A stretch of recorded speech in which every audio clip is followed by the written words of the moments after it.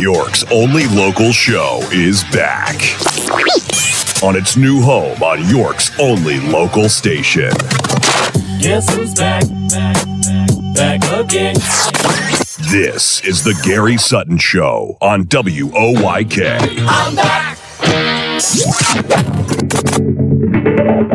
Now, broadcasting live from WOYK's downtown York studios inside Wellspan Park, here's Gary Sutton. And welcome to the Gary Sutton Show here on a Wednesday morning, September the 3rd, 2025. Mark McKenzie is here. I am Gary Sutton, and all of this being brought to you by our presenting sponsor, Barley Snyder Attorneys at Law. Innovative legal solutions for your business. They are a law firm for today's business world, ladies and gentlemen. 29 different areas they cover with 130 plus lawyers throughout Pennsylvania and Maryland, and they are ready to help you. Check them out right now at barley.com. Well, it is Wednesday, September 3rd, 2025, and it was a little warmer this morning, I thought, Mark. Maybe around 60 degrees when I left the house, but not bad at all. And coming off a day where I had a chance to play a little golf yesterday with Danielle Amakapani. And Danielle Amakapani won 7 times on the LPGA Tour back in the day, and in fact won the Lady Keystone up at Hershey Country Club in 1 year. She was the leading money winner on the tour at that time. She was also number 1 in the world. And I played golf with her yesterday, and we had a great time. Did she kick your butt? She probably, you know what? I think we might have tied on the backside. I'm not sure. I think we were both 1 over. Played the backside. But here's what's impressive. She played from the tees I played from. Okay? I mean, and she could hit it. She can hit. She's not that big. She's from Scottsdale, Arizona. And she can play. But she taught me a couple new trap shots yesterday. She hit some trap shots that were unbelievable. But just a wonderful lady. I'm going to be with her today up at the Links at Gettysburg for a press conference announcing a senior LPGA Tour stop there in 2 years, 2027 at Links at Gettysburg. And she and I are going to be having a back and forth discussion today, and just a really delightful lady. We had met before. I'd actually interviewed her back in 1992. So we were kind of recounting that. But just interesting to talk to a professional golfer, and then watching her hit some shots yesterday out of the trap. It was unbelievable. She was very good and just a wonderful person. Really enjoyed getting to know her a little bit yesterday. So that was my day. I had a wonderful time. And anyway, we are looking forward to this morning. We've got a show that's chock full of information. Really is. And you can also text our show today. We've got a reason for you to text on a regular basis now. Each week, we're going to be collecting acts of kindness, all right? Something that you see, something you saw someone else do, something you did, something someone else did for you. And you can text that little story to us at 833-478-4729. Then Monday morning, when Kevin Smith's in here, we're going to go over those and hand out some citations of kindness. Yeah, where we'll announce these different nominations and offer a citation of kindness for willfully helping others. You'll be cited, okay? Anyway, 833-478-4729. Please send in, and if you don't text regularly, here's a chance to text for a real good reason. 833-478-4729. Text an act of kindness this week that someone did for you or that you did for someone else or that you saw, okay? So there you have that. Tomorrow, I'm looking forward to having lunch at Yanni's. Of course, Yanni's is located at 2815 Concord Lane out on the east side of town in the Best Buy Shopping Center, and right here in York at 310 Town Center Drive. And I'll be there tomorrow at around 12 o'clock at Yanni's for lunch. So if you want to stop out with me tomorrow and have lunch with me, I'd love to meet you and talk to you, gab, whatever. Okay? You can also check us out. If you have a particular segment you like today, or if you like the whole show, I hope you do, you can go and listen to it again on our podcast at WOYK on YouTube. That's WOYK on YouTube. You can also check us out at Just a Voice on Main Street, where I have one-on-one interviews with people. And if you'd like to see some interesting people around York, there you go. Okay? Anyway, there you have it. That is what we are doing today. I'm leaving the same question up I had for yesterday. So there you have that as well. But it's also U.S. Bowling League Day. I guess a lot of bowling leagues are starting now for the fall, Mark, I suppose. I don't know much about this. But I would hope that's the reason. yeah. I used to be in bowling leagues. I enjoyed those. And I enjoyed each year having the chance to win a turkey for Thanksgiving, where you hit 3 strikes in a row in the 10th frame. And every year I won one. Did you? I wasn't a very good bowler, but I won a turkey every year. That was I was hottest in the moments where it counted, I guess you'd say. I think I averaged around 160 something, which my dad was really good. My dad averaged over 200, and he bowled like 3 leagues. But I always enjoyed bowling. I haven't bowled in a long time. I don't know why. We had all kinds. We had candlestick bowling. Oh, okay. We had duck pin. Yeah, that's what they do bowling. down in Maryland a lot. Duck pin alleys are up very in common. New England. It's very, very. Never did that. I always thought that was kind of like, I didn't really like that compared to bowling. It's just harder. That's all. Yeah, it is. Yeah, it is. So, and Mark, drum roll, Angels in the skies are screaming out. The What's NFL that? season kicks off tomorrow. Yes. Yeah, I see a lot of people picking Patriots to maybe make the playoffs. Yeah. So that would be nice. All's well right now. We're all 0-0. Visions of the Super Bowl dancing in our heads. Until a few teams thud tomorrow, or not tomorrow, but this weekend. Most of them play. Yes. But, yeah. Well, I think, did you say that they were playing in Brazil? Yeah, they're playing in Brazil. Yeah. The Eagles, are they playing in Brazil? It's not the Eagles. No, they're playing It's the tomorrow next night. It's the next, like Friday night, there's a game in Brazil. Okay. The other thing that's dancing around, the other dreams that are dancing around in people's heads is the Powerball jackpot. Yes.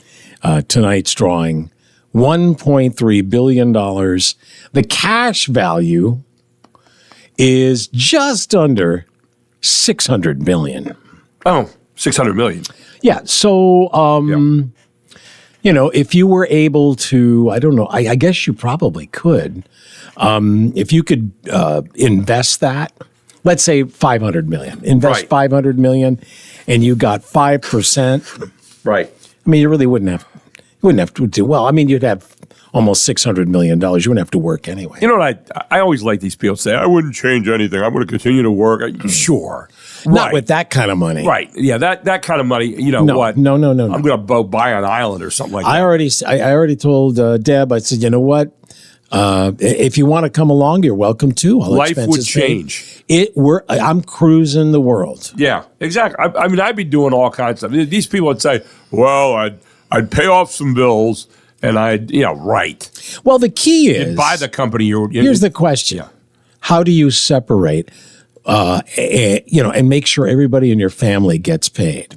So is it just... And all the new friends you just gained. Well, so you want to, like, for example, your brother or your sister. Right. All right, but then do you give them a share? Oh, I would give my sister a share in a heartbeat. Yeah, like $10 million or something like that. All right, but does her husband get it? Well, she didn't have a husband, so that would be Well, you know what I'm saying, though. No, but I get you. Do her kids get it? Well, do they get a share? Don't you kind of figure? Your kids get a share. You gave do them, do they get a share of her share? Yeah. You know what you could do? You could just say, well... I mean, you got to... Well, here's my way of looking at it. All right. As the one that has, use the one that's getting.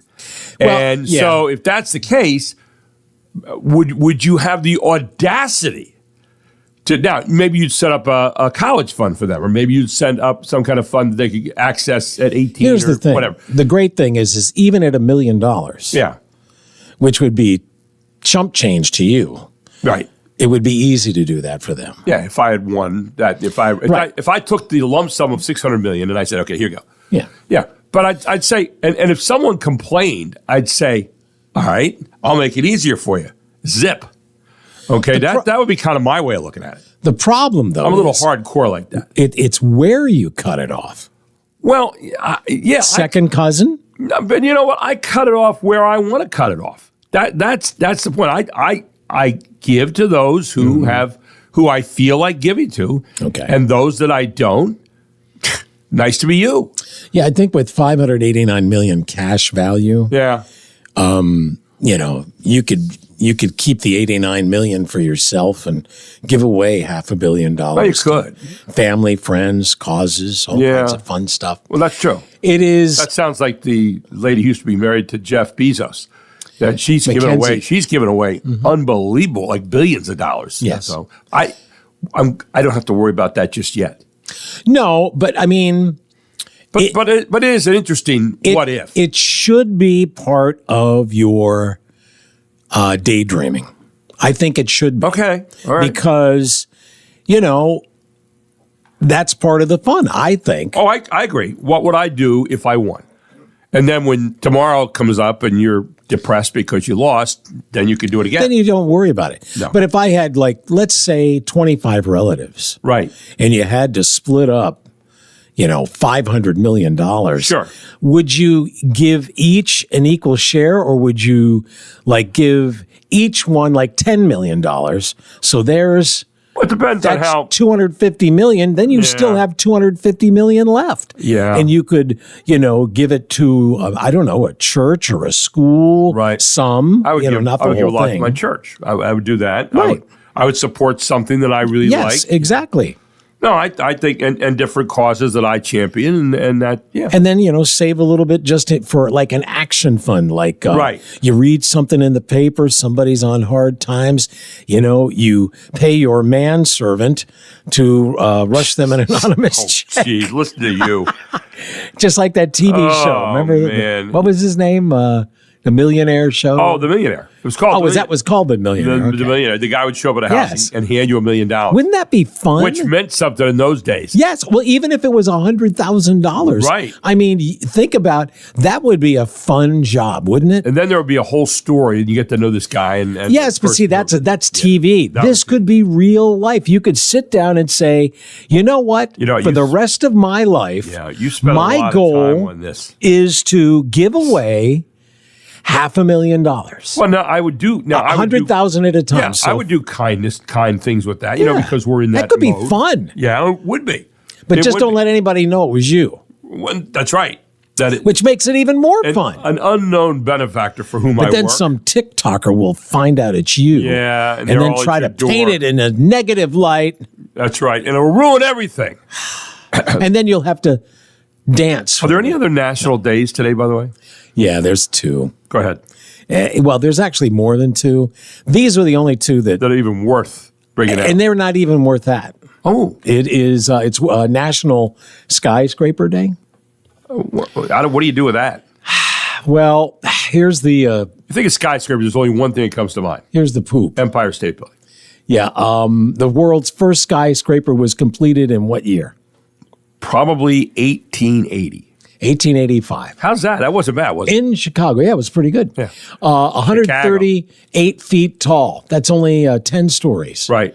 Actually, probably using today's standards, probably Right. wouldn't even count as a skyscraper. Right. So converting a single allotment of land into 40 or more floors of potential living space, that's kind of a cool idea. It is. So It is. Yeah. National Skyscraper Day. The only I once ate at the Windows on the You World told me that. at the top of the World Trade Center, and you couldn't get on the elevator without a jacket. So you have an appreciation of I what do. happened on September 11th. There I in do. terms of I have a people picture of me and jump- my wife, one of my favorite pictures Yeah. of us. We're on the top on the observation when you could go up on the top. I went to the top of the Empire State Building, and that was pretty cool. We were looking down on you. Yes, probably you were because it's a much smaller building. However, they have a great race there, by the way. Did you know that? They have a race each year Yes. up and down the Empire State Building. It's pretty good. Yeah, I couldn't do that. I wouldn't do it. And then the food holiday may be The worst? one of the lamest. Okay. I mean, only because it's supposed to sound like something, and it's not even that. Go ahead. It's National Welsh Rarebit Day. Welsh rabbit. Ugh. Yeah, well, it's also spelled Welsh rabbit, right? Yeah. It is but there's no rabbit in it. No, it's not. It's not a It's rabbit at it's all. a hot cheese sauce, often including ale, mustard, or Worcestershire sauce. I can say it because I'm from Massachusetts. Because you can. And they serve it on toasted bread. Yeah. That's it. No rabbit. Nothing. Welsh rarebit. Rare bit. The that's I'm That's because the rabbit was rare. They couldn't catch it. I don't know. Maybe they don't have rabbits in Wales. I don't know. Have you ever had it? I've never had it. Me neither. Someone gave it to me one time. It didn't taste like that. It didn't have that in it. It kind of looks like, just cheese, but yeah. Why don't you just call it cheese? Well, let's take a break. We'll come back, and you and I can discuss it off air here and figure it out. All here on the Gary Sutton Show. It's a Wednesday morning. Oh, we've got Revolution highlights next. You're going to love them. We got a lot of news coming your way here this morning, all ahead on the Gary Sutton Show on WOYK.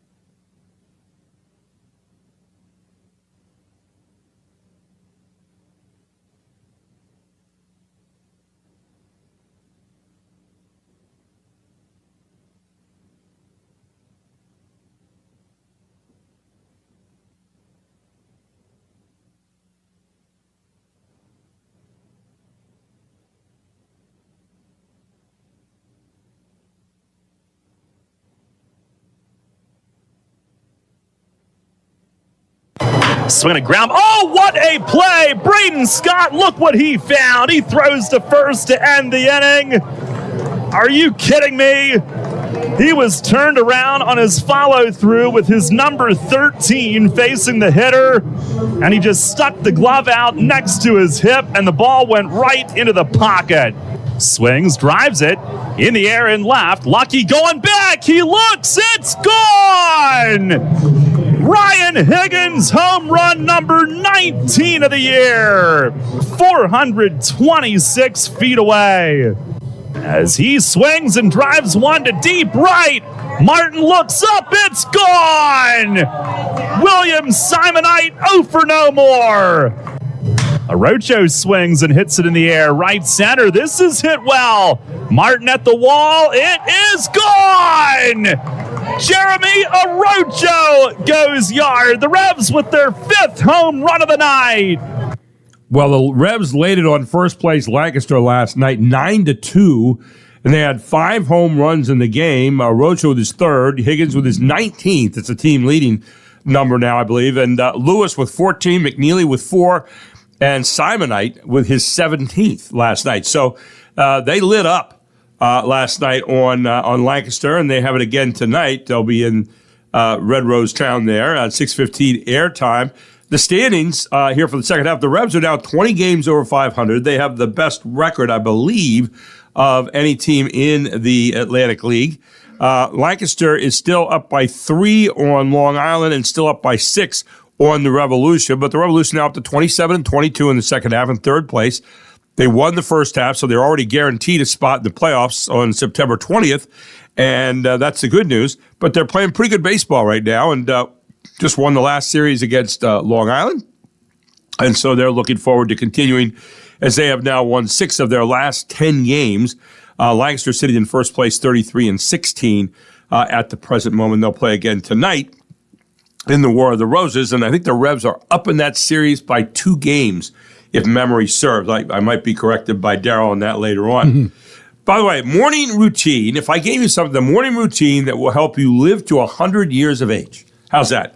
If you rolled out of bed today and made coffee, you might be skipping 6 other important steps to a good morning routine. Now, according to longevity experts, I guess those are people who have lived really long. Remember, there was a lady who was rather famous, Grandma Moses was her name. Yes. And they went to her one time. She said, what do you attribute your long life? She goes, to the fact I haven't died yet. That was her answer, which I thought was fairly good. Yeah. According to longevity experts, here's the 7-step routine, Mark, that can help you, yes, you, live to 100 years of age. Let me get a pen. You ready for this? Number 1, drink a glass of water. Hydrating right away sets you up for the day. So the moment you get up, drink a glass of water. It helps with digestion, supports your metabolism, and eliminates toxins. Okay? Number 2, eat a nutrient-dense breakfast. Things like yogurt, oatmeal, berries, and nuts are great choices. You need fiber and routine, but not too much meat. Not too much meat. No, stay away from that. At breakfast time, stretch your body. You don't necessarily need a grueling workout. Even just stretching or taking a brisk walk can do wonders. Yes, number 4, activate your nervous system. Google vagal tapping or somatic body tapping. Basically, you tap your body with your fingers for a few minutes to wake your nervous system up. I don't know. Okay. Yeah, I'd like to tap. Vagal tapping. Yeah, I know you would. Number 5, practice mindfulness. Take a few minutes to meditate or do some deep breathing. It can help lower your baseline stress level to start the day. Mackenzie. Okay. Number 6, set intentions. Take a minute to think about what you want to accomplish today. intend to save money today. Oh, that's really? Yeah, that's a surprise. It can help lower your baseline stress level to start the day.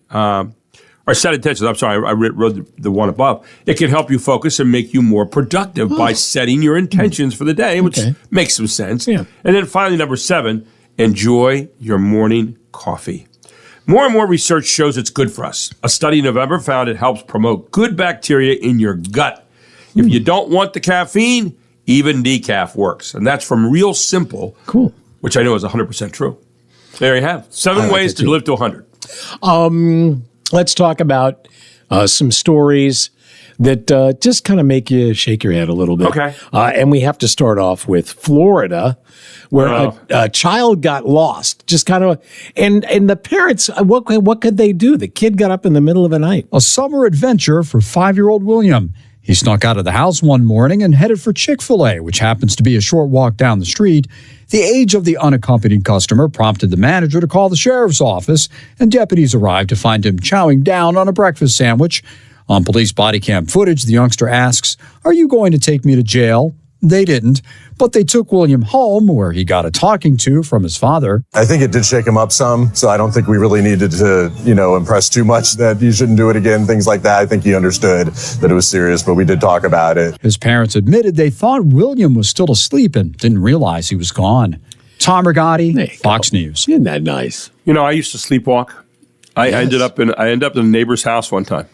Next door in Ohio. It was kind of embarrassing. I'm standing in the middle of their living room, if somebody was standing in the middle of my living room in the middle of the night, I would be a little bit upset. But what if it's somebody you knew? well, Hey, it's the neighbor kid. yeah, it's a Sutton kid. He's out in the neighborhood. What's again, he so, doing? yeah, whatever. I really did. I was kind of ashamed of myself, but I didn't Why? know I was Was there. it It wasn't inadvertent? It wasn't my fault. I mean, I was. Anyway, here you go. This is one of the dumbest stories I've ever heard. You talk about people that give money and fall to scammers, and there are people legitimately you can get fooled. But here's a lady in Japan. It doesn't matter how old or smart you are, anyone can fall for a scam. Just maybe not this scam. A woman in Japan who's in her 80s just fell for one of the sillier romance scams that we've seen, and that's saying something.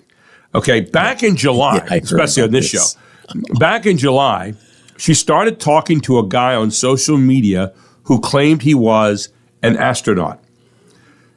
So maybe that was a red flag. I'm just saying. I mean, you don't talk that many astronauts. Yes. Most astronauts are not on social media talking to you. But she kept talking to him and developed feelings. Feelings. Nothing more than... Oh, he finally dropped the hammer one day and claimed he was in trouble. Oh no. Well, they haven't had a lot of flights you lately. can help me. Yeah. And here's the story he went with. He said he was in space on a spaceship, was under attack on his ship, and he needed oxygen. I'm not kidding you. This is what he said. He was in space on a spaceship, was under attack on his ship, and needed oxygen. Now, tell me, after about the first third of that sentence, you haven't already left that piece of social media in the past. And there's skid marks on the car as you get away.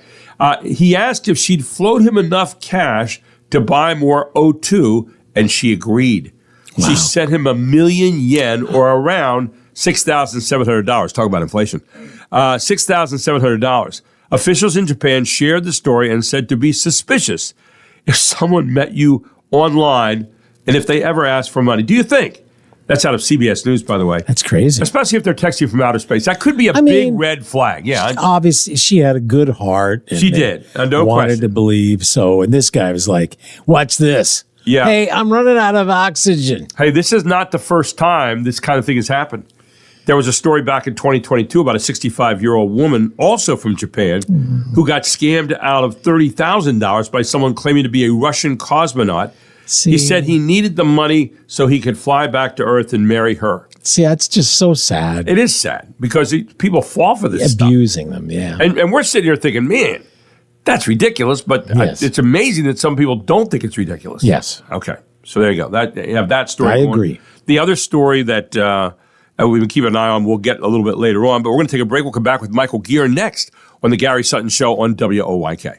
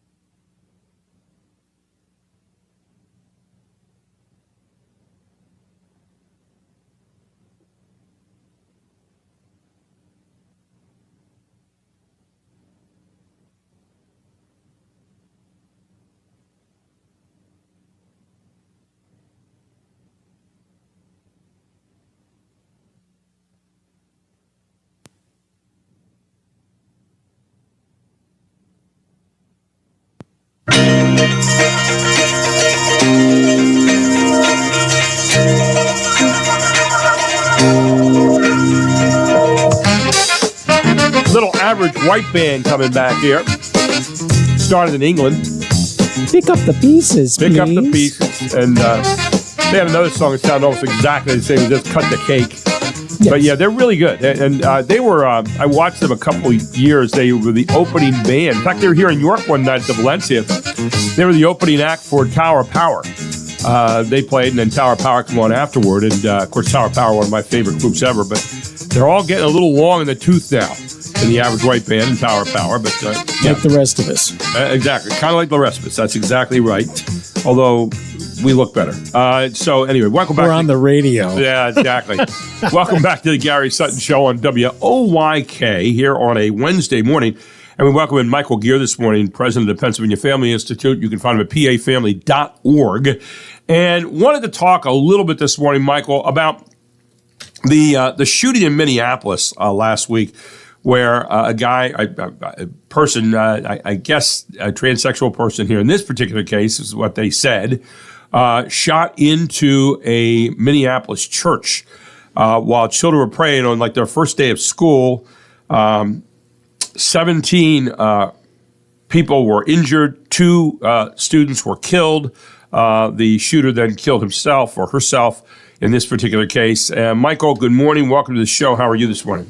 I'm doing well. Thanks for having me on. So a lot was made out of what this person said after the shooting.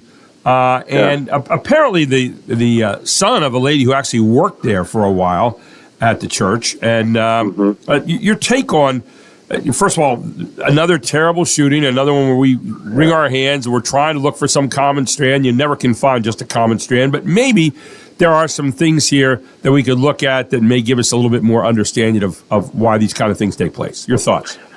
Yeah, very much, a tragedy and a terroristic event, with this young man, who identified as a woman. His given name was Robert, then changed to Robin at age 17, transitioned. Right.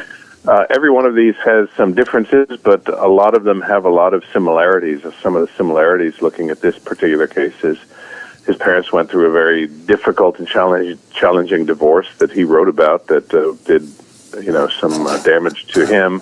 That is a significant pattern in a lot of these situations, and many of the school shooters seeing this happen with their parents and devastating to them emotionally. But one of the things that I wanted to point out that he wrote about, he had a numerous page manifesto in a video that he made that was posted the day of the shooting. Unlike some of these other shooting situations, school shooting situations, that was made public and became public almost immediately. And some of what he wrote about, he said he regretted brainwashing himself to become transgender. And then he also said that he very much regretted that he ever experimented with marijuana. He actually worked in a marijuana store. He wrote about vaping all the time. And there are just indications with many of these shooters to be either high or using marijuana, which is a very potent drug these days, the way they manufacture it and make it and sell it in these dispensaries and stores. Those are some common themes that we see in some of these shootings. Obviously, many of the people who speak out against these school shootings point at one similarity, which is they use guns. That's what shootings are about, and that's unfortunate and sad. Unfortunate, it's not strong enough a word, but the reality is, though, that guns have existed, throughout our history. The school shootings have just been a relatively recent phenomenon that we saw starting with really the Columbine shooting. But we do see this pattern of the divorce, the use of drugs, and in this case and several other cases, including the recent Nashville shooting, the issue of the transgender and the chemicals and other things that happen, just the mental illness, really, ultimately, that was exposed in this young man's case. I was reading what the police said that day, and there was an interesting point, and we jumped to this. And I guess for people who do these shootings, I guess that's what they're trying to do is you try to figure out a common strand that you can say, well, this is something we can all focus on to make sure we get to them in a preventative or proactive fashion. And he said they went in with a search warrant. They were executed last Wednesday, one of which was the church where the shooting unfolded, and 3 other residences around the Minneapolis-St. Paul area, including his mother's residence, I guess. They said, we didn't find any additional firearms. We recovered literally hundreds of pieces of evidence in total that we had to go through. There is some additional writings, I would say, that the FBI is helping us go through, which you alluded to here a moment ago. Yeah. And we'll be going through all that, like applying for additional electronic search warrants to search devices, but the focus remains trying to go through everything that we possibly can, find all the evidence. But then he says this, quote, everything that we have seen so far is really a classic pathway to an active shooter. We have seen a whole lot of hate against a whole variety of people, and what we have seen so far, but nothing specific to the point to as the motive for targeting his church in this particular incident. I was interested about a whole lot of hate against a whole variety of people, if he was talking about the shooter being transsexual or against people being Catholic and somehow having certain feelings that way. I couldn't quite figure that out. Did you make anything of that at all? Well, having read transcripts of his manifesto, he expressed hate towards Catholics. He expressed hate towards his mother at one point. He also talked about hatred of the Jews, asking for or seeking the Jews to be eradicated. He wrote on one of the gun magazines in the video that he posted on YouTube. Right. He wrote, kill President Trump. Right. So it was a wide-ranging sort of what you would look at. You'd say, well, there's mental illness at work here, but there are also pathologies in our society that are promoting this hate, whether it's coming through on TikTok or Reddit, some of these places where young people with some mental disturbances kind of hang out in these places that foster hate. And we even have seen some cases now with AI either pushing sort of young people to consider suicide or just helping sort of push them in the direction of where their hate is or where their despondency is. And so these forces in society are the things that we need to look at. Certainly, again, on some in the political sphere will just point to guns and say, if we get rid of guns, everything will be okay. Well, when you have someone with that level of hate and wanting to act out on it, they're going to find a way to do it. It's interesting, too. We have a situation here in York. We had an assault on some people, a guy named Vane DeSharoon the other week. It was absolutely wrong and absolutely took place from a little bar up the street here and then followed him across the street and tried to choke him. And so the police have since charged someone with that, and they're in the process of going through the whole legal thing, so I don't want to prejudice that against the person. However, one of the things that they had a demonstration Friday night, and I guess it turned out to be a fairly positive thing, where this Vane was there and he spoke, and I guess some other people spoke outside of this establishment, and there were a lot of people there to support him, which I think is good. All right. However, we have a town hall tonight, a No Hate in Our State town hall tonight, which is after the alleged anti-LGBTQ assault on this local drag performer, Vane DeSharoon. And the town hall is going to be held tonight, 6 to 8 at the York City Hall on South George Street. Now, I don't, you have a right to hold those and more power to people. Where I get off here is, and the person that's going to be there, Chad Dion Lassiter, I don't know if he's going to be a speaker there tonight, executive director of the Pennsylvania Human Relations Commission. It says, incidents like this remind us why No Hate in Our State is more than just a campaign. It is a commitment to stand with our neighbors against hate and discrimination. I have no disagreement with that. However, the town hall is an opportunity for the York community to come together, lift up the voices of those affected, and reaffirm that hate has no home here. I think the very fact that people have already stood up with people who condemn this tells you that. We run to kind of, it ends up kind of painting our city as a place of hate, when in reality, you had a few people here who were jerks who went out and went after some people just because they were different. And I don't know if we need a mass meeting for that every time, I guess is what I'm saying. It's not that you can't do it. And it's not that it's not necessary. Maybe they have a different look at it than I do, and that's fine. And I appreciate that and respect it. But by the same token, I just wonder if we need these every time to draw attention, as if to say this represents the view of everybody in the city or everybody in the county, when in reality that's not the case at all. Yeah, that's right. No, I think there is very much a sort of what would be described as a level of tolerance in our society to say, okay, you've chosen your lifestyle and go with that. Don't force it on me, but certainly I'm not going to be a situation where I'm going to beat someone up or attack them or even have hate in my heart towards them. I think they made some choices in their life that I don't agree with, and I wish they hadn't.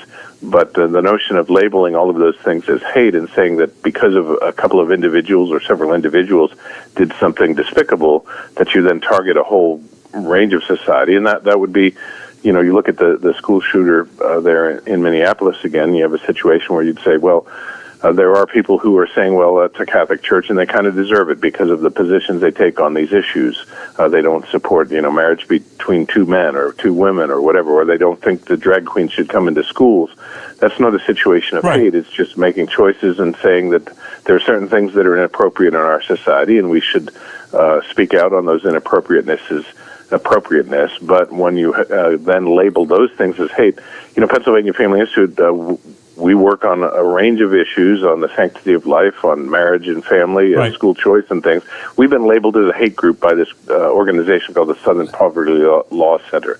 It's illegitimate that label has been pasted on it, but when you have groups that suddenly say, this is hate, that is hate, and whatever, not the kind of things that this school shooter did and what he wrote in his thing about let's destroy all Jews and go get Catholics and shoot them and cause violence, there's a whole different level there that is being pointed out that groups like Southern Poverty Law Center, again, is illegitimate in the way that it's fostering hate in the name of trying to stamp out hate. Well, and the idea is you can have a disagreement with somebody on things, and they don't need to have my permission to be who they are, but they are fellow human beings. They deserve, if I was standing there and something was happening like that, I would step in and help protect just because they're fellow human beings. They're no better, no worse than I am. They are fellow human beings, and that's the thing that we have to keep in mind here.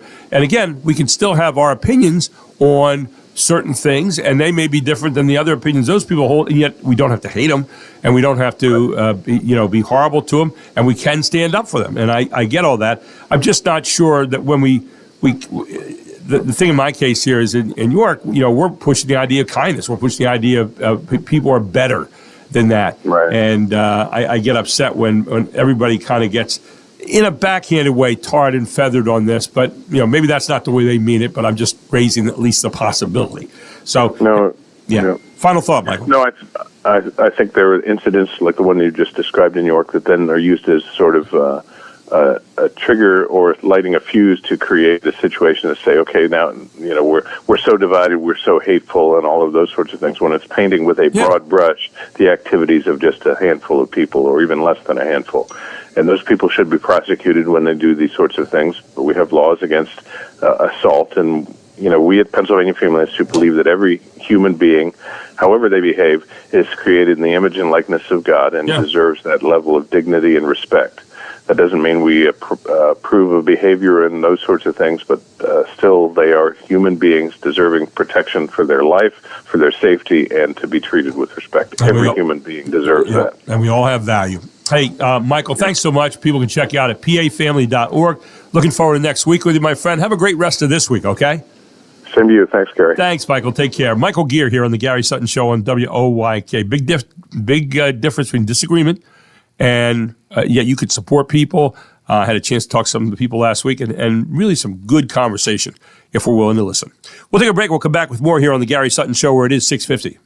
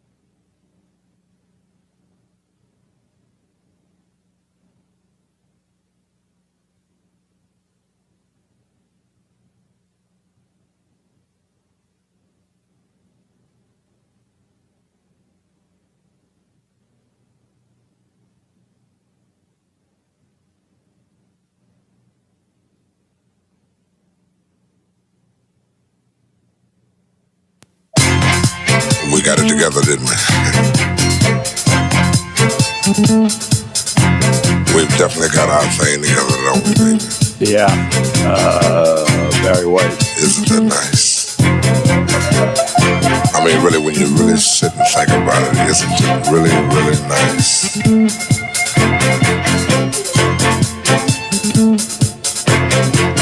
I can easily feel myself slipping and slipping. Here's another guy. Every song sounded pretty much the same. Barry. That super world of my own. What's the other song? Yeah, it's just not enough. Yeah.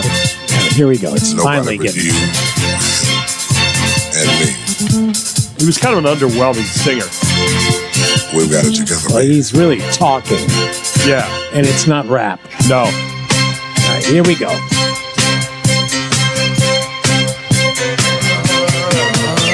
My first, my last, my everything. Okay. That's my thank you. That was great. Yes. Yeah, that's Anyway. really good. Anyway, from the very worst of us to the very best of us, a true show of sportsmanship was on full display down in Arkansas in the last 40 yards of Kaylee Montgomery's last race of the season for Batesville High School in Arkansas. Finishing with a personal best, took a backseat to being a good person and helping an opponent who had fallen to the ground. As soon as I saw her, I just thought, I can't leave her. I was like, I have to help her, Montgomery told Jonesboro ABC station KAIT. Her dad, Robert Montgomery, recorded the moment she stopped to help Julia Worthington and later posted it on social media that has since soared to over 300,000 views on TikTok. I told my parents afterward Jesus wouldn't pass me by if I was falling down and couldn't get up.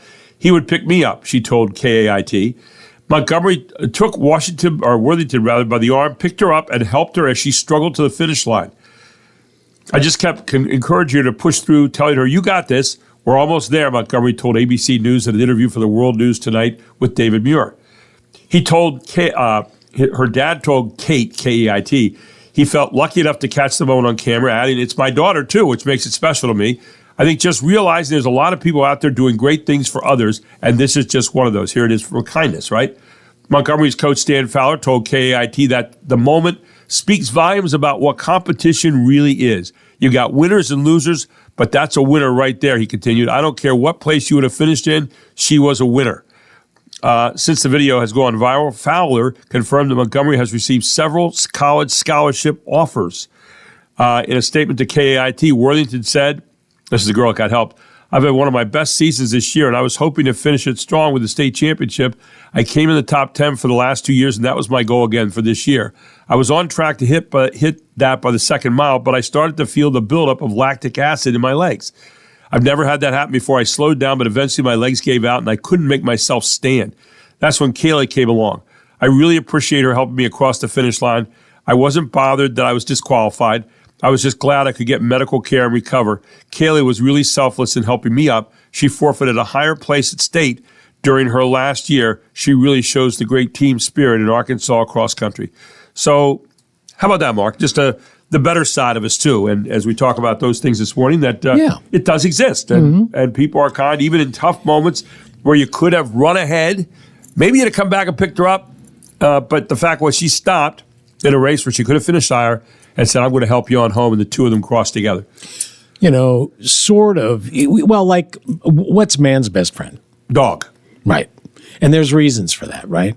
I guess. There is, and here is another reason why buffaloes are not man's best friend. This Maryland guy got injured by his pet buffalo. The 15-year-old buffalo's name is Dozer, short for bulldozer. Dozer, who weighs over a ton, charged at 83-year-old Dick Wilds. He came after me, and I sort of swatted him back.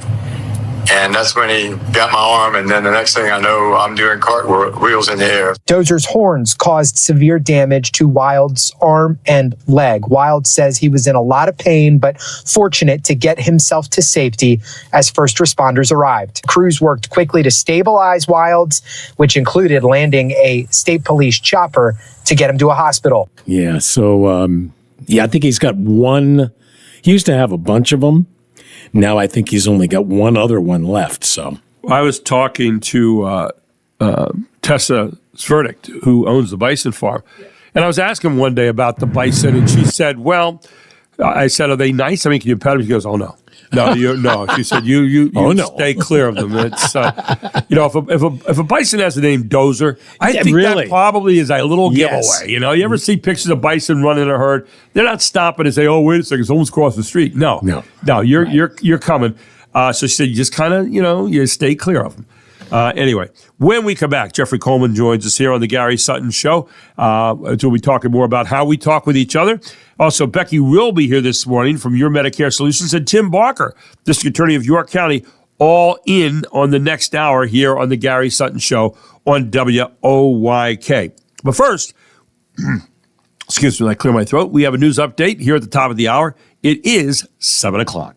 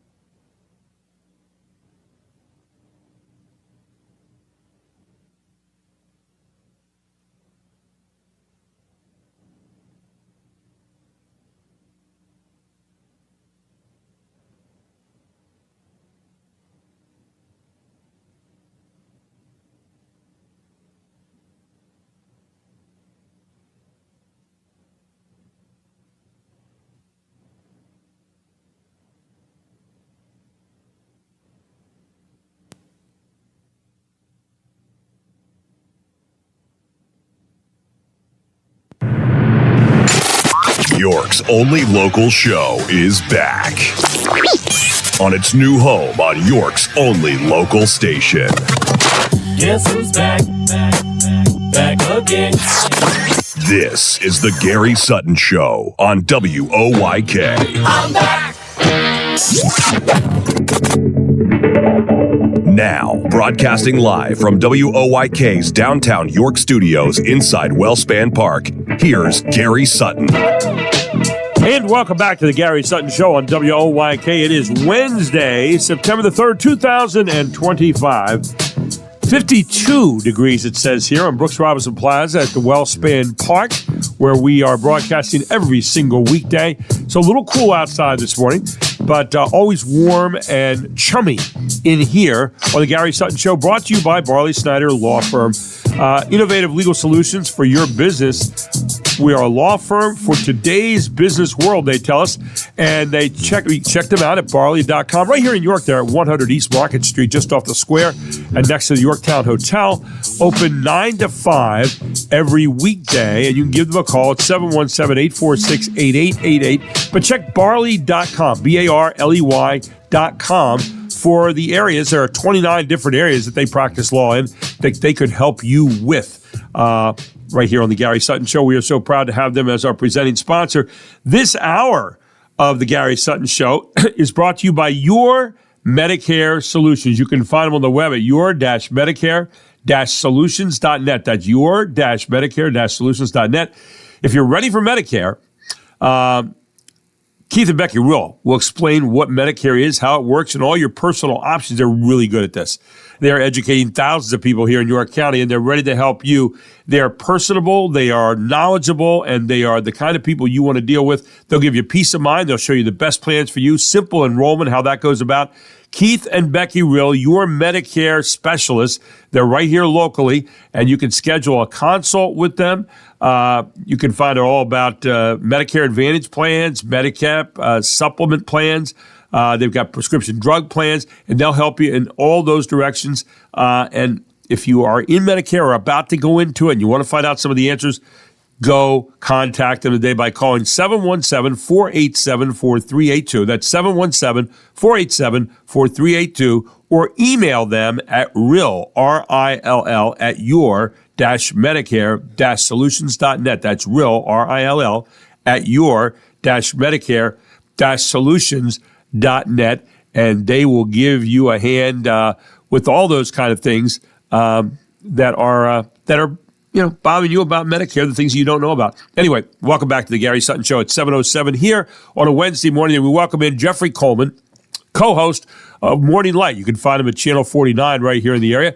Great morning show. He's with Deborah Pinkerton on that, and he's also the principal at Churchill Strategies. Hey, good morning, Jeff. How are you? Hey, good morning, Gary. Doing very well, thank you. Well, I just got a whole mouthful out there with all these different things we have to do just to introduce people, but it's great to have you in this morning. And I was reading something interesting in USA Today actually, and it was fascinating because Nestle, the company Nestle that makes our hot chocolate and all that kind of stuff, you don't see this that often anymore, has replaced its chief executive officer after an investigation revealed he allegedly failed to disclose a romantic relationship. Laurent Fries is his name, 63, was dismissed as CEO after a year in the role. A company inquiry found that his alleged relationship with a direct subordinate violated the global food brand's code of conduct, Nestle said in a news release Monday, September 1st. This was a necessary decision. Nestle's values and governance are strong foundations for our company. I thank Laurent for his years of service at Nestle, Chairman Paul Bulk said in the news release. I thought this was interesting because there was a time back when President Clinton was, accused of all the various affairs and so forth, and we kind of as a nation said, okay, his performance and his character are altogether separate, right? And here we're looking at something, and I don't know how many more of these kind of stories are around where we look at it. And maybe I'm drawing a false comparison. I'm not trying to, but I'm just saying it is interesting here. A company like Nestle says, wait a second, we've got some values here that go hand in hand with our leadership, and we're going to do something about it. What's your take on a story like this? Well, this would be if we applied the same rules to Nestle and private corporations, even the military, that we do to our, for example, political leaders. It would go something like this. Nestle is profoundly regretful for the behavior of our CEO, but stocks are up. Shareholder benefit is up. The chocolate is still good. Our customers are thrilled with the product, and we think under his leadership, his personal character should not reflect the product that Nestle produces. C'est la vie. Right, there you go. That's what we've done in political life. We say that the conduct and the character of the political leaders is completely separate from the outcomes because they're producing for us. If the economy is good, if gas prices are down, if food prices are level or low, then the character of the political leader doesn't matter. Nestle knows what we know instinctually, that if it's a pastor or a troop leader or the CEO of a company or the President of the United States or the Speaker of the House, that personal character is the destiny of the country. It's the destiny of a corporation. And that's not being a prude. That's not saying, people have to be perfect to be. Not at all. That just means that we understand that if somebody is concealing a part of them, they're being inauthentic. There's a part of them that is off limits, and it intersects with the public reputation of this country or this company, that there is probably a better place for them to serve. It's respectful, and they gently excuse them. We don't reward that. Also doesn't mean there's not forgiveness and there's not grace, and there's not opportunities to make things right. We hope that the CEO, of course we hope, that he's able to make these relationships right, and if there are children involved or a spouse, that there's reconciliation. It's interesting. We seem to have different places, and you described it very well there, where we say, okay, well, here in a company, they've got values. Here's Nestle acting on those values, and they're saying, okay, you violated kind of part of what you said you wouldn't do, or part of one of the things we wanted you to uphold, which was character. But in government, we seem to say, okay, well, you never can trust a politician. Will Rogers once famously said, I know when a politician's lying because they open their mouth. Things like that. And so we look at politics and the world of government in a different way. It's like anything you do is kind of okay as long as the results are there. But it's a little harder if you are a senator or a representative where you have a little bit more attachment to the people than you do when you're a president. It seems like we give more leeway there than we do with senators and representatives. Am I wrong on that? No, absolutely not. I mean, when you think about it, we have a personal vested interest in, if we've signed up and we said, my identity as a person, as a neighbor, as a mom, as a dad, is my political party. We don't want the political party to fail. Right.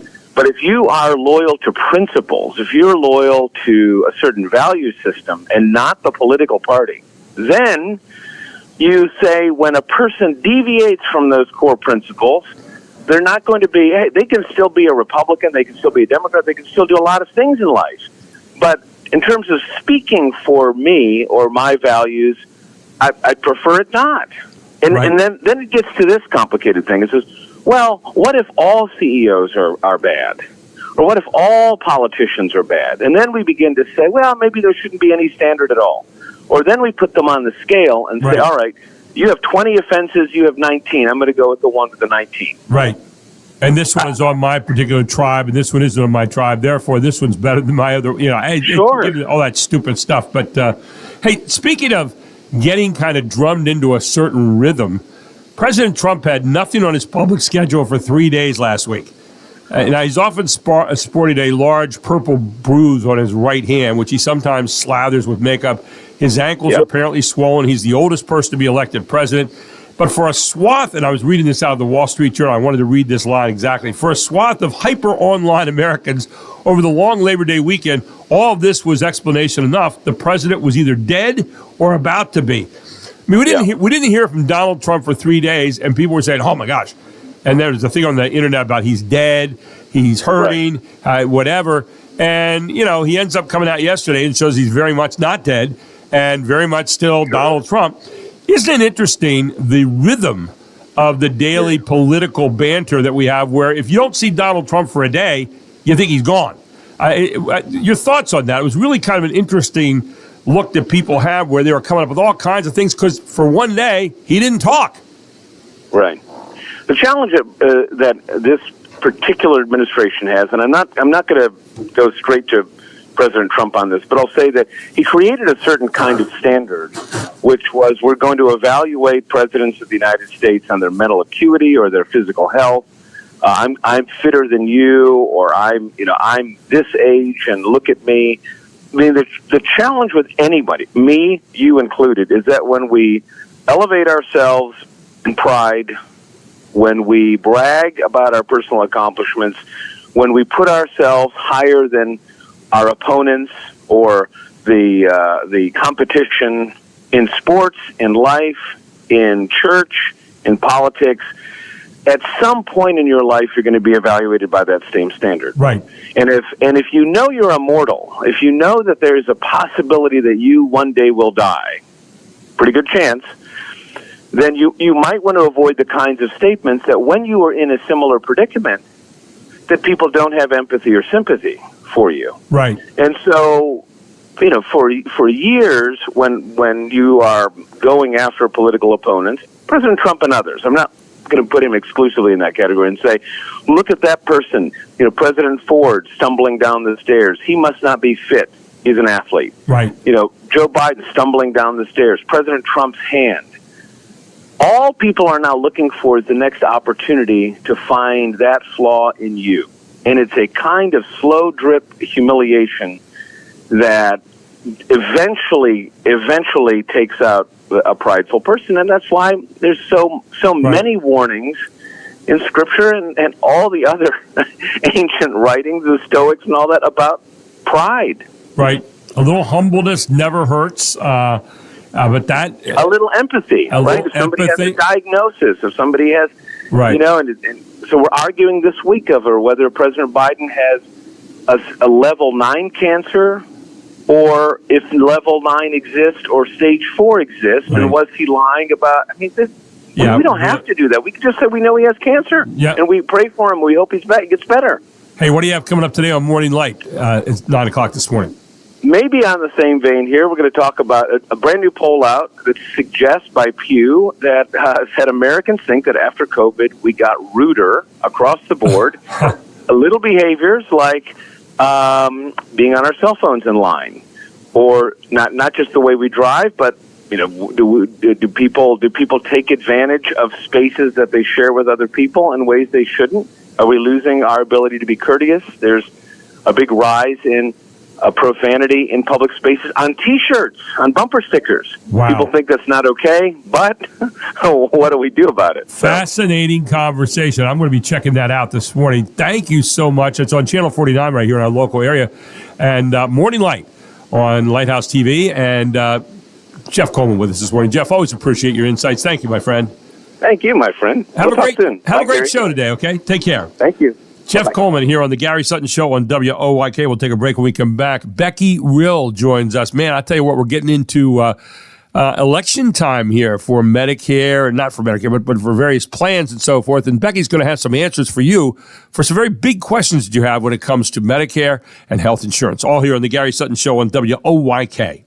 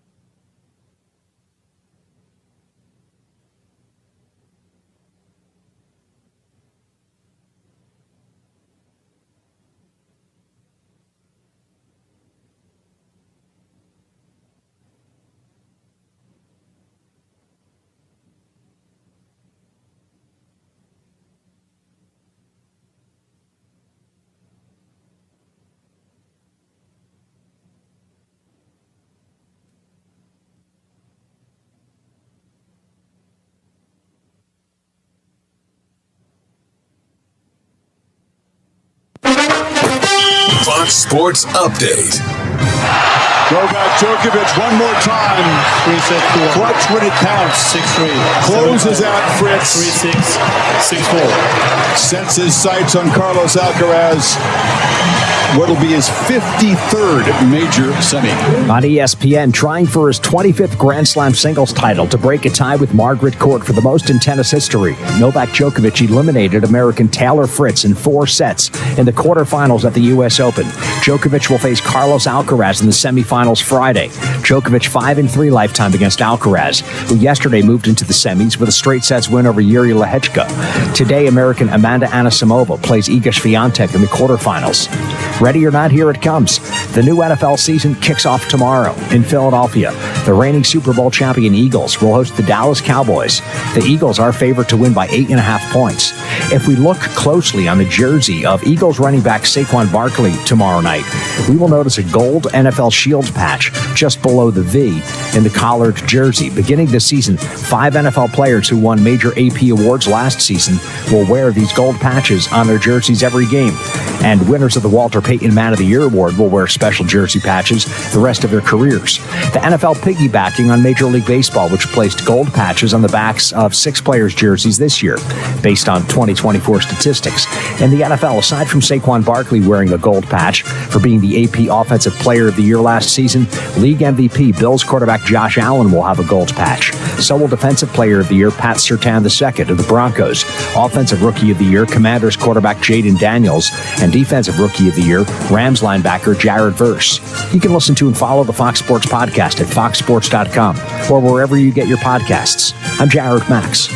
Get more on the Fox Sports app and foxsports.com. This hour of the Gary Sutton Show being brought to you by Your Medicare Solutions. You can find them at your-medicare-solutions.net. Keith and Becky Rill are ready to help you with peace of mind in choosing the correct Medicare program that will fit you and answering all of your questions. They've been doing that for thousands of people here in York County, and they're doing it here this morning as Becky Rill from Your Medicare Solutions joins us. Good morning, Becky. How are you?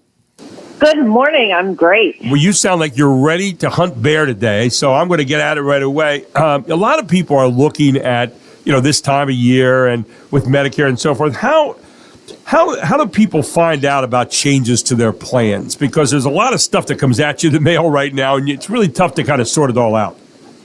Yes, and there's a lot of junk mail coming, but the most important thing is to keep your eye out for the annual notice of change that comes from your insurance carrier, and it is a detailed listing of all changes for your particular plan from 2025 to 2026. Wow. So the annual notice of change is the big thing I'm looking for then if I'm sorting through the blizzard of mail that I'm going to be getting here and have been getting already.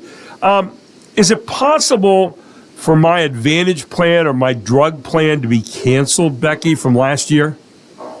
It is a possibility, and a lot of insurance companies are making big changes to their plans for 2026. And when that happens, in many cases, they have to actually cancel the plans, and you would then have to be rewritten into another plan. So that's a big thing for York County, to keep your eyes open this year to make sure you have the information on what's happening with your particular plan. I've got your number on speed dial right now because I just got a letter the other day about the change of a plan, about some kind of the silver sneakers kind of thing, and it's changing to something else. And so, I mean, and all this stuff is just like navigating through waters where a lot of crocodiles are waiting for you if you make the wrong turn, right?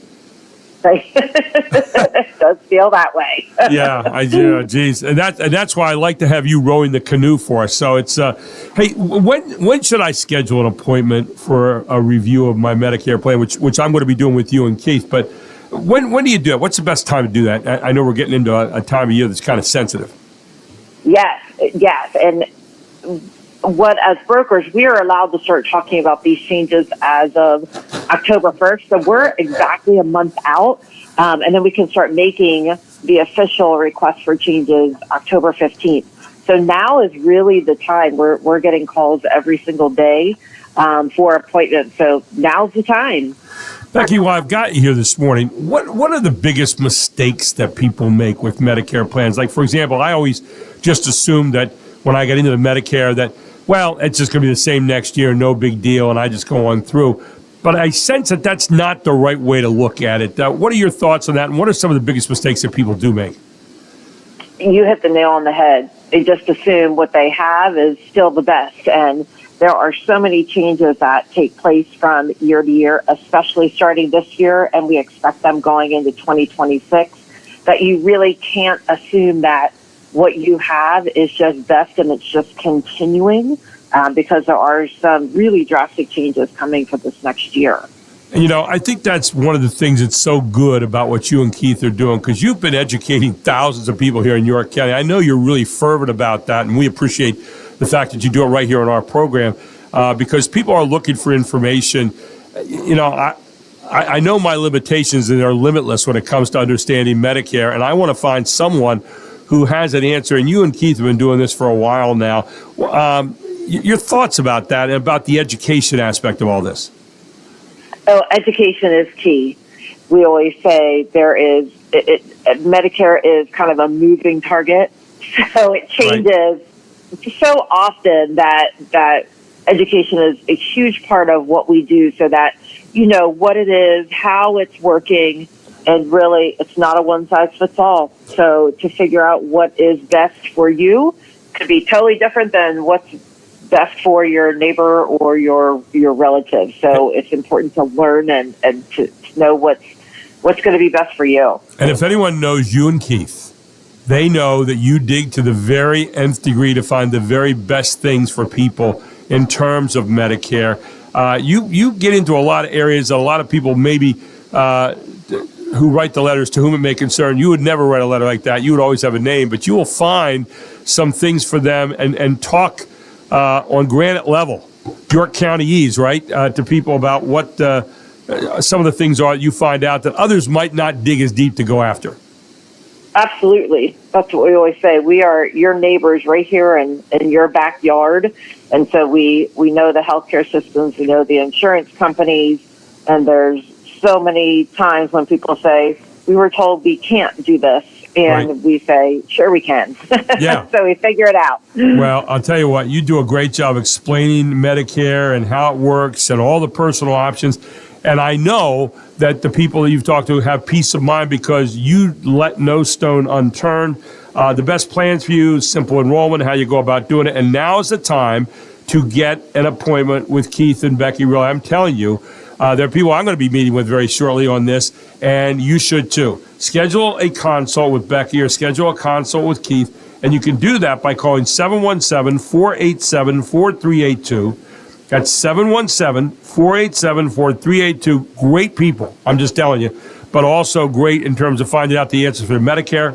And then email them at RILL, R-I-L-L, at your-medicare-solutions.net. That's RILL, R-I-L-L, at your-medicare-solutions.net. They are the proud sponsors of this hour here on the Gary Sutton Show. But more importantly, they are helping our community in the York area.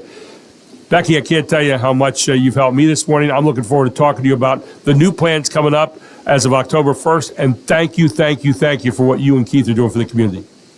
Our pleasure. We absolutely love what we do. An honor. Thank you so much. Keith and Becky Rill. Becky Rill here with us this morning on the Gary Sutton Show on WOYK. We take a break. When we come back, Tim Barker, our District Attorney of York County, joins us next as we talk about federalizing troops, all here on the Gary Sutton Show.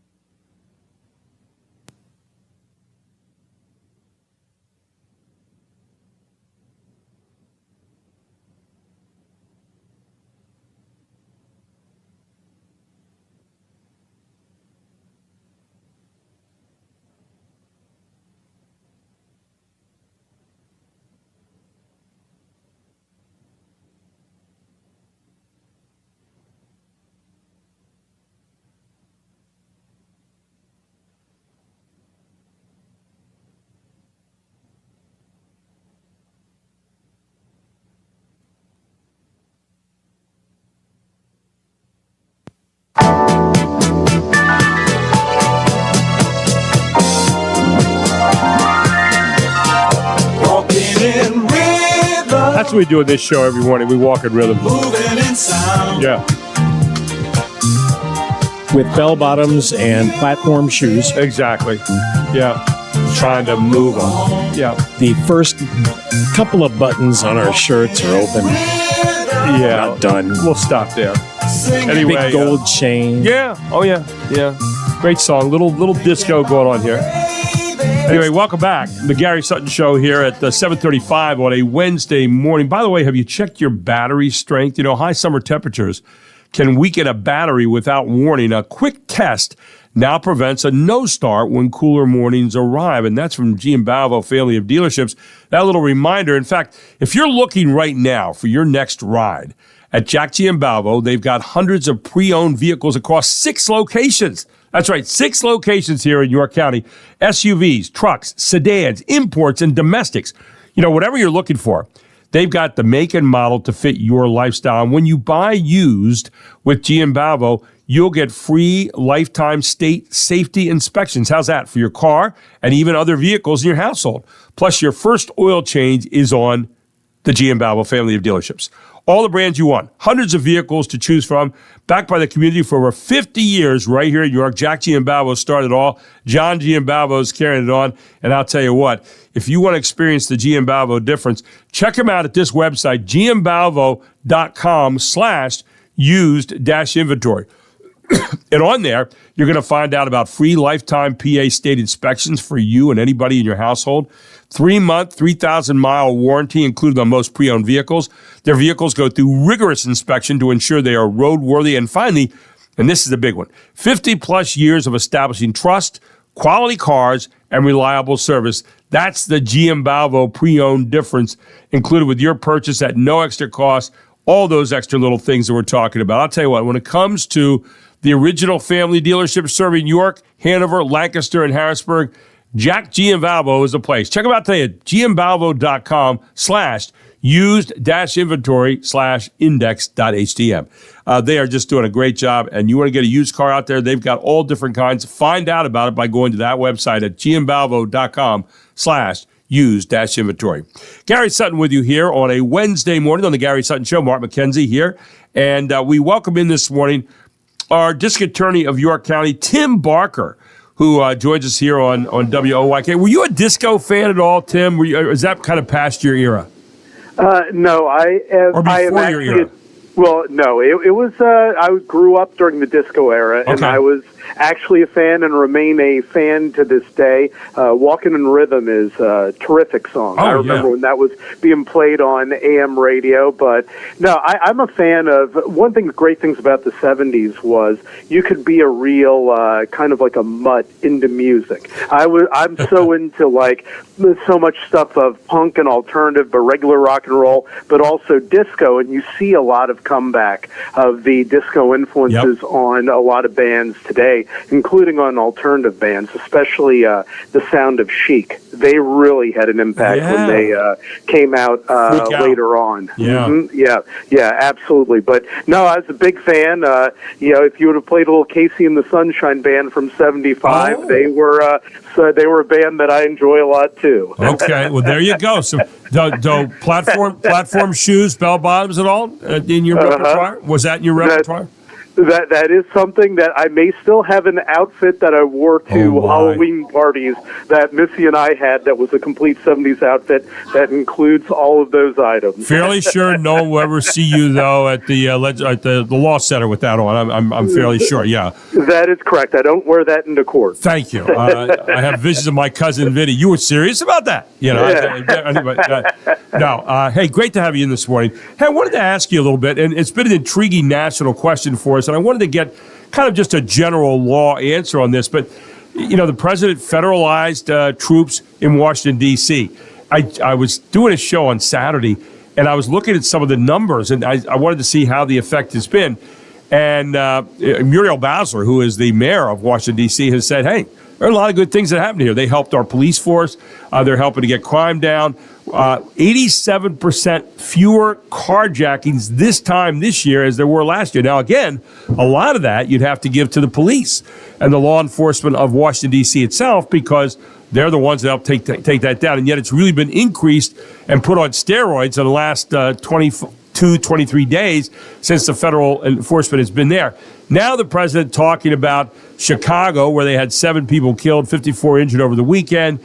Baltimore, putting federal forces in there. And a lot of us look at that and we say, okay, well, maybe that's effective, but it's not a good Chamber of Commerce look. What's your take on all this thing, and what's the law look at?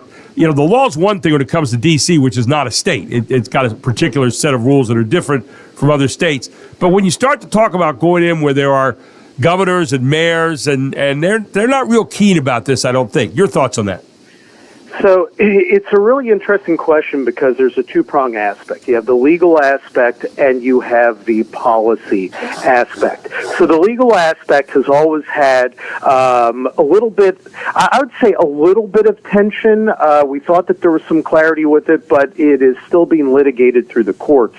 There's an act that's called the Posse Comitatus Act. Yes. And that is the key, and like its name says, the posse. Can you go ahead and utilize federal troops to go ahead and essentially enforce regular laws, statutes, ordinances, and the Posse Comitatus Act is meant to say, no, you can't. But there are exceptions to that when you can call that in. A lot of them revolve around the use of the National Guard and the ability to federalize National Guard. And a lot of times you hear about the Insurrection Act, that gets invoked, and what some of the scopes are, and really kind of the general scopes that exist. And I'm going to exclude D.C. because, again, that is a different set of circumstances. Right. But when you're talking about the ability to go ahead and utilize federalize essentially the National Guard, you're really talking about the ability to suppress rebellion against federal authority in a state, or to protect a group of people's civil rights when the state government is unable or unwilling to do so. And when you look at some of those general aspects, okay, we've used, we federalized National Guard most famously against states' wills during the enforcement of the Civil Rights Act, Brown v. Board of Education. Those are times where definitively it was used, and it needed to be used in those circumstances. So a question that you can ask, and I think that's a relevant one for today, is to what extent is what is really massive, unchecked, violent crime that is perpetually happening in a given area, to what extent is that the kind of deprivation of civil rights and of the ability, quite frankly, to live in a free and fair and just society that you can utilize National Guard to assist? So that, and the key term would be to assist, because it's not martial law. It's calling in to help out local authorities with what they do. So that's the legal scope that's going to be playing out. You're getting some of the taste of that in California. They just had the district court decision, I believe by the same judge that had originally granted the temporary restraining order, that was reversed when there was the nationalizing of National Guard to assist ICE officers that were essentially under attack when they were trying to carry out their jobs. Yes. So that litigation now in the merits of the Posse Comitatus Act is going to be going up through the appellate courts right now. But that's the legal question. The separate question is the policy question, and that's where I find some things, I can't imagine, and I've been doing this for a long time, I can't imagine taking a look out at York, taking a look at the community and saying that what happened in Chicago over the past weekend is acceptable. That's not acceptable in any society. There was one DA in a major city who one time, when asked about an exploding violent crime rate and growing murder rate, that had said, well, when you're trying to implement change, you're going to go through growing pains. The day that we ever in York County call people dying a growing pain is a day to fire us all. That's absolutely despicable and disgusting. Yeah. And that's why they should be communicating, and you're seeing that in D.C. on a secondary level. When you talked about the mayor's reaction, they're having communication over how to assist with policing that's leading to the effectiveness, not shutting it down over political fights. And that's really disgusting to me from a policy standpoint, that we're shutting down saving lives over political squabbles. And that's unacceptable. Yeah, it's interesting. The Insurrection Act does allow the president to deploy the military to enforce federal laws, suppress a rebellion, or provide aid when state or local authorities are unable to maintain order or protect civil rights. I remember in 1969, I was a senior in high school, driving into York here, tanks in the streets over the Lily Bell Allen and the Officer Shad killings, and what was going on then. It was gangs and all that kind of stuff. And they called in, federal help at that particular point, and it wasn't a good Chamber of Commerce look. And yet at the same time, is it just, if the president says, well, Baltimore's a hellhole and Chicago's a hellhole, is that enough? Does that rise to a level to bring in federal forces? About a minute left here. Final thoughts on that. Sure. I don't know, and I'm not trying to duck the question. We really don't know how that will play out over the objection of the state and the city leadership. And quite frankly, the reason why they need to work cooperatively with each other is because there's things that police are trained in that National Guard are not. But National Guard can free up police to focus on real policing and tactical policing to be able to properly reduce crime if you do have support to deal with other matters where you could post, say, a guardsman that frees up law enforcement to do the job of policing. And something you said earlier, and we have to conclude with this, but something you said earlier, the two ought to be working together on one thing. There should be no politicization of this thing at all. Both the state, the city's mayors, the state governors, and the president should be working on this as a common thing. And I think too many people are trying to kind of establish political ground where they look like they are somehow doing better than someone else, when in reality, all we want is safety for the public. And I think that's where we're looking at it at the end of the day. Hey, Tim, always good having you on the show. Thank you so much for your insights this morning. It really helps a lot. And we'll keep our eye on this because it's going to be ongoing, and I have a feeling that's going to work its way up through the courts as well, eventually arriving at where. So anyway, thanks for being with us this morning. Always enjoy you every week, and continue the good work, and have a great week, okay? Yep. Hey, thanks so much, Gary. Great speaking with you. Tim, thank you. Right back at you. Tim Barker, our district attorney here of York County, on the Gary Sutton Show on WOYK. When we come back, we'll check in with John from Yanni's and what's going on out there, all here on the Gary Sutton Show on WOYK.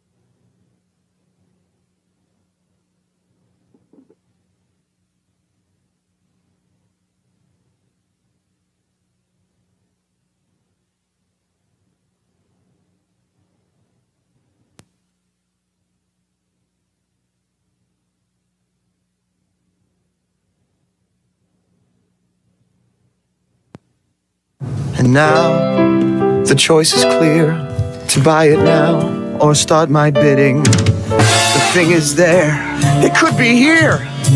Can't live without it.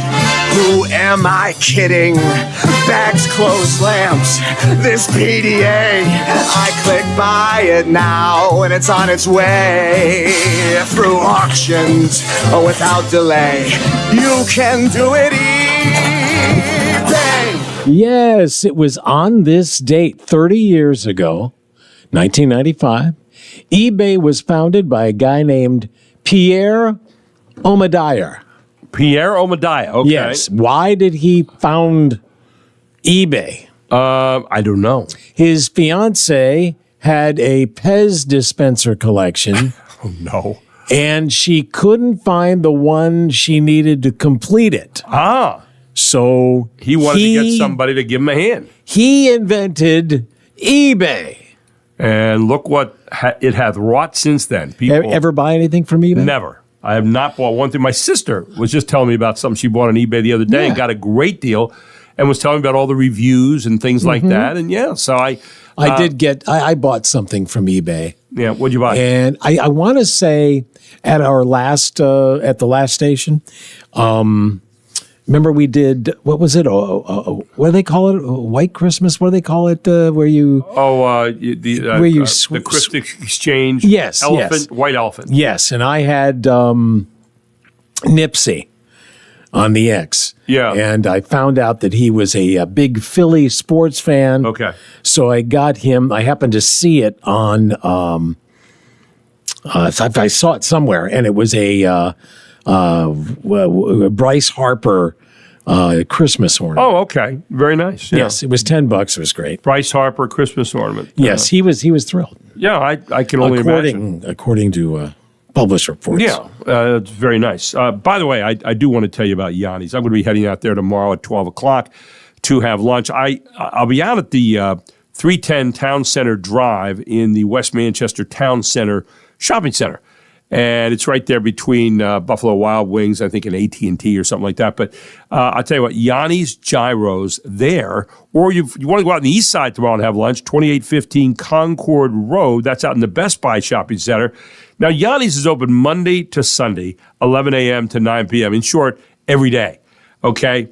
And you can contact them by going to yannisgyrospa@gmail.com. They actually have 4 great locations. They have a location in Hershey as well at 121 Town Square Drive in Hershey if you're up there, or at 3911 Union Deposit Road in Harrisburg. I mean, they are growing like crazy.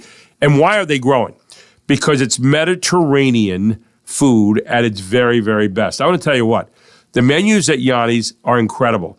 You can go in there and you can order a great salad, or you can order stuffed grape leaves. Have you ever had stuffed grape leaves? Oh, are you kidding? Oh, love them. Stuffed with rice and spices, served with a lemon wedge. I mean, I'm telling you what, it's unbelievable. Hummus with pita bread, if you're looking at keeping the calories down. Delicious hummus topped with an olive and served with grilled pita points. But they have tzatziki with pita bread. Homemade tzatziki sauce served with grilled pita bread. It is nothing better than that. They got Greek cheese balls there, which my wife loves.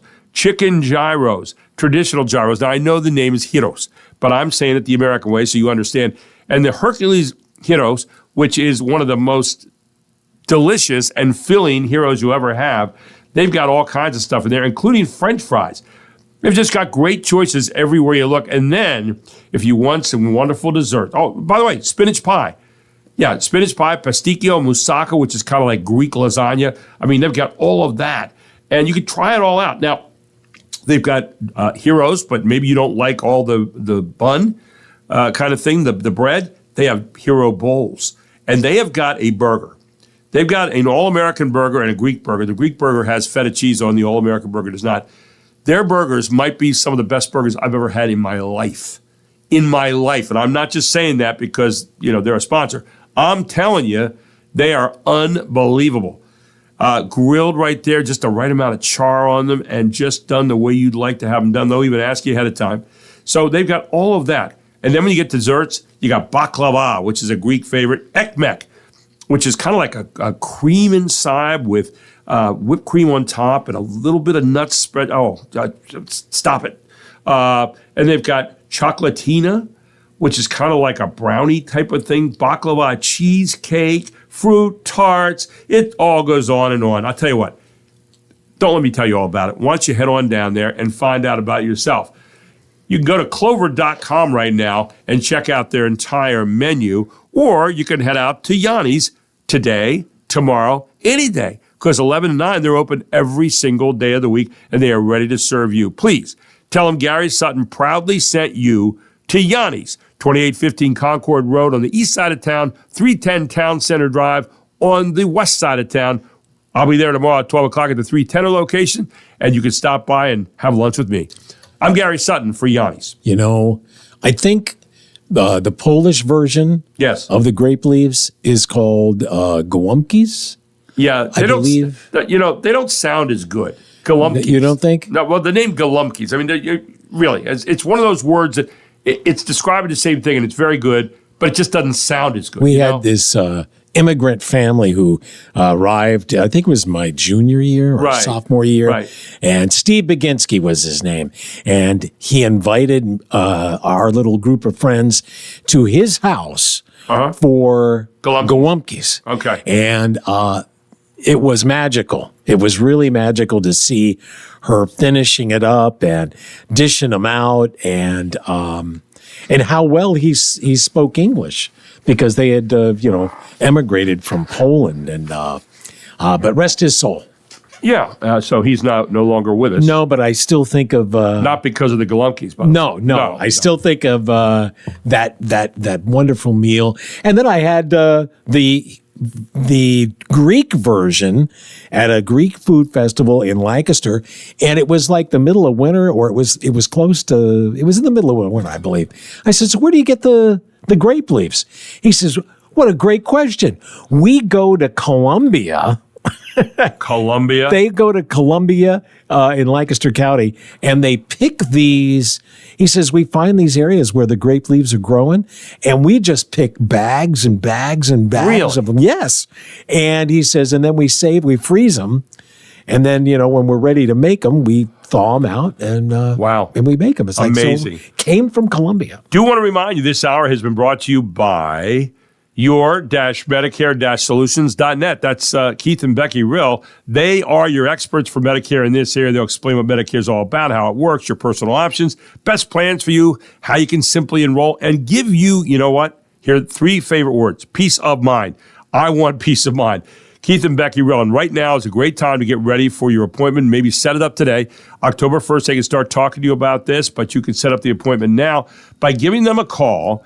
And you can give them a buzz at 717-487-4382. That's 717-487-4382. Or email them today at RILL, R-I-L-L, at your-medicare-solutions.net. That's RILL, R-I-L-L, at your, don't forget the dash Medicare-solutions.net, and they will help you. Coming up next, Ryan Fox checks in on the economy. Where's your money going? And we'll also be joined in the next half hour by Julie Wheeler. It is 8 o'clock.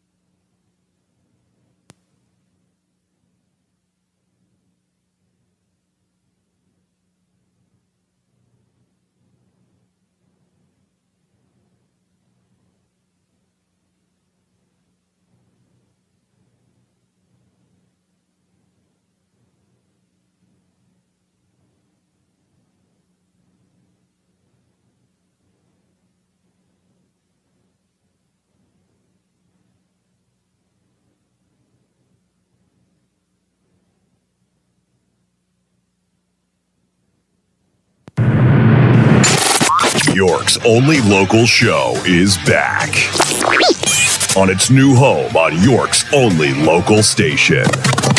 Guess who's back? Back again. This is the Gary Sutton Show on WOYK. I'm back. Now, broadcasting live from WOYK's downtown York studios inside Wellspan Park, here's Gary Sutton.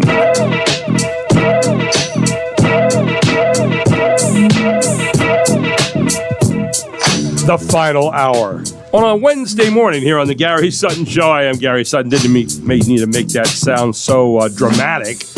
All brought to you by Barley Snyder's attorney at law.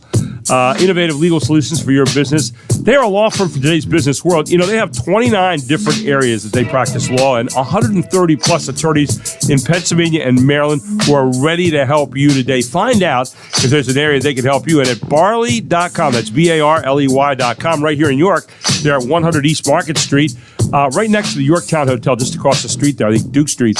And they're in the old bank building. Beautiful inside there, by the way. You can call them at 717-846-8888. That's 717-846-8888. They're open 9 to 5, Monday through Friday. But when it comes to excellence, you cannot do better than the gold standard, which is Barley Snyder Law Firm. Proud sponsors of this show, our presenting sponsor each and every day. And this hour, the 8 o'clock hour, being sponsored specifically by Steve Shetter and TES, Total Exterminating Services, trusted, local, family-owned. When you have pests, the people that they want to not mess around with are Steve Shetter and TES. That's exactly right. They are 50 years of experience there for Steve Shetter.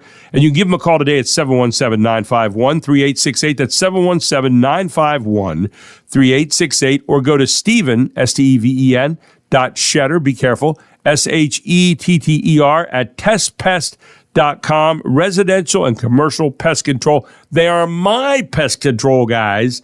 And I'm telling you what, I have never been happier. Not an ant anywhere, Mark. There you go. Not an ant anywhere. Anywhere? Anywhere in my house. Gone. Since they came in. The word has gotten around to the ant community. Stay away from the Sutton house because Stephen Shetter and TES showed up. Anyway, welcome back to the Gary Sutton Show here on WOYK. And we are so honored at this time at 8:05 here on actually 8:07 on a Wednesday morning to have Ryan Fox of Houston Fox Financial Advisory Services with us. And, of course, he is my financial advisor, but more importantly, he's a great financial advisor, and he's a guy who keeps his eye on the markets on a regular basis. And he's here this morning to tell you about where we are going in this topsy-turvy world of markets and economy and where your money's at. Good morning, my friend. How are you? Hey, Gary, I'm great this morning. How about yourself? Ryan, if I were any better, I'd be you. If I were any better today, I would be you. That's how good I am today. But you're always happy. And are you happy about the markets right now? Are we moving in the right direction? There are different numbers flying around out there, and I just wanted to kind of get you to corral it up for us and give us some idea where we're at the moment. Yeah, you know, as we closed out August, that was our fourth consecutive month in a row of positive returns in the U.S. stock market. So that's a pretty nice little summer rally. So as people start to open up their statements, they ought to look pretty good right now. We'll see where the rest of the year goes because right now it's literally hour by hour in the news cycle with what's going on. You know, I'm looking this morning at, what we're seeing in the news. Last week, markets were pretty flat to close out August. Non-U.S. markets were down about 2%. But overall, markets are up somewhere around 10% year to date. And these last couple of months of the year coming up, there's going to be a lot of moving parts that could rattle markets either lower or a lot higher. So the point is stay the course because as we're seeing right now, there's an awful lot of data coming out. There's an awful lot of news that are going to be headed to the Supreme Court's the big one on tariffs. So we'll see where that takes us. But, what happened last week was July's inflation report, the PCE, came out a little higher than expected. And it started to show that tariffs are probably starting to impact some of the costs on what we buy. And some of the earnings reports, Dollar Tree came out this morning. They said, hey, good earnings, but we're not sure what's going to look like in the future because of these costs. But overall, we're seeing really good corporate earnings come in, and that supports the market. Now, this week, we're going to see some labor data. And labor numbers have gotten a little bit weaker lately. The pace of hiring has slowed. And Friday's job report probably is going to show unemployment spike up to maybe 4.3%. So you have this mix where the Fed's got to control inflation but also boost employment. That may give them a strong reason to start cutting rates in September, in spite of, this sticky inflation. But in the midst of it now, we have the trade noise that hit yesterday. Looking about are tariffs legal? Can they be done? Right. And it looks like the administration wants to run that as quickly as possible to the Supreme Court. I guess they have a fast lane to get there for this to see, if it can continue or not. So, holy cow, did that come kind of out of nowhere? Yeah, and of course, if the Trump administration would lose on that, the money that would have to be refunded would make the economy look kind of crazy, wouldn't it? It really would, yeah. I mean, so in essence, they're going to have to, this is an extreme simplification, but write checks back for a lot of this money that's been collected, and that's going to be done through the financing of debt. So we've seen treasuries spike up just over some concerns about how the balance sheet would handle that sort of thing. And I think I saw that it would reduce the tariffs from, wherever they are impacting 70% of trade to like 20%. So pretty darn significant. And coupled with that, we saw some of our adversaries, I'll say, that we're trying to negotiate trade deals with, have some pretty big meetings over the weekend where they came out kind of in support, whether it was China, Russia, and India. So a lot going on right now that we really have to keep our eye on. And I think this Friday, that job report is going to be a really, really big deal to see what that does. And markets are probably looking and hoping it's a little bit weaker to really accelerate the Fed cutting rates, which would be a boost to the economy and the stock market. Let me ask you this question. And I've been reading different articles and hearing different commentators say we really have two economies right now. You have one economy where people are doing pretty well and they're not really worried about much of anything. And you got this other economy where people are hurried. I saw one example this morning where McDonald's is talking about having a super value meal now next week. At breakfast, it'll be like $5, which is the lowest that they've gone, because there are a lot of people who are saying, we're really not able to get out there and spend the money we want to. We're hearing about people not traveling as much this past summer, and that's started to, how's that going to be during the winter to places like Vegas and Disney World and places like that. We are hearing numbers about two different economies right now. Do you put any kind of credence in that at all? Oh, I really do. In fact, there's an article that came out, I was just skimming it late last night, about Gen Z, which is an average age of 22-year-olds, so the 20-something crowd. They're predicting their holiday shopping will drop about 5% compared to last year over some of higher costs and just kind of the fear of what they're doing with their money. So, yeah, absolutely. I think you have kind of a dual economy right now. And, in fact, you're seeing it where there are, I just heard this morning, too, which you're looking at additional property taxes in certain states, Rhode Island and Montana and California, for people who have second homes there that are not their primary residence, in an effort to take that money and then spend it on affordable housing initiatives in those areas too. So, yeah, absolutely. And I think these 7% mortgages are really starting to drag on family finances right now, because it's been a few years now people haven't been able to refinance. And if the Fed wants to boost the economy, we want to drive down interest rates over the next year. It's got to start soon so that some of those families can start to climb out of some of the holes that they're in with some of their credit card debt, mortgage debt, things like that. Finally, you've got a tip for us every week. What do you have for us this week, Ryan? Yeah, so I was reading about a scenario 2 days ago, and it's a hypothetical, but it's one that may apply to listeners. Someone in their late 50s who really hasn't saved much at all for retirement, what can they do? Well, here's the scenario. Person's late 50s, haven't saved, but they plan to work until age 70 and then turn on Social Security. So there's one of the wins. For someone like that, if they can wait out Social Security as late as possible, we know we max it out at age 70. So that person works till age 70 in this scenario. And it gives them roughly 13 years from 57 to 70 where they can start to catch up on retirement savings. So once we hit age 50, we can put in up to $8,000 a year into an IRA account. And at the same time, we can max out our 401ks at $31,000 a year. Now, that goes up because ages 60 to 63, there's a newer regulation that lets us put in a little bit extra up to almost $35,000 a year.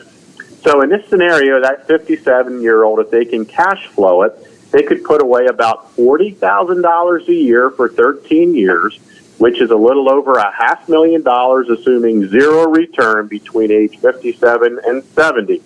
So that creates a scenario where, hey, might be a little behind, but if you take advantage of some of the IRS rules about what you can defer, it creates a scenario where you can start to pile money away. And then in most 401ks, there's a match too. So that scenario doesn't include any of that. So there's ways to catch up. So I just want people to know there are scenarios, there are ways to plan things that if you've gotten a little behind in your retirement savings, we can accelerate those things smartly to make sure we get to a successful retirement.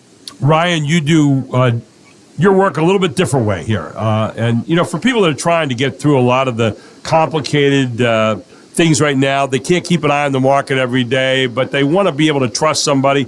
You're a guy I chose 10 years ago to trust, and I've been very happy. Tell people how you operate. Well, I appreciate that. Thank you, Gary. So, Houston Fox Financial Advisory Services, it's Sean Houston, Ryan Fox, that's me. We are fee-only fiduciaries. So that means our only compensation comes from our clients. We do not sell products. So we put our fee in writing. It covers investment management and ongoing financial planning. But as fiduciaries, it means our clients' best interest must always come first.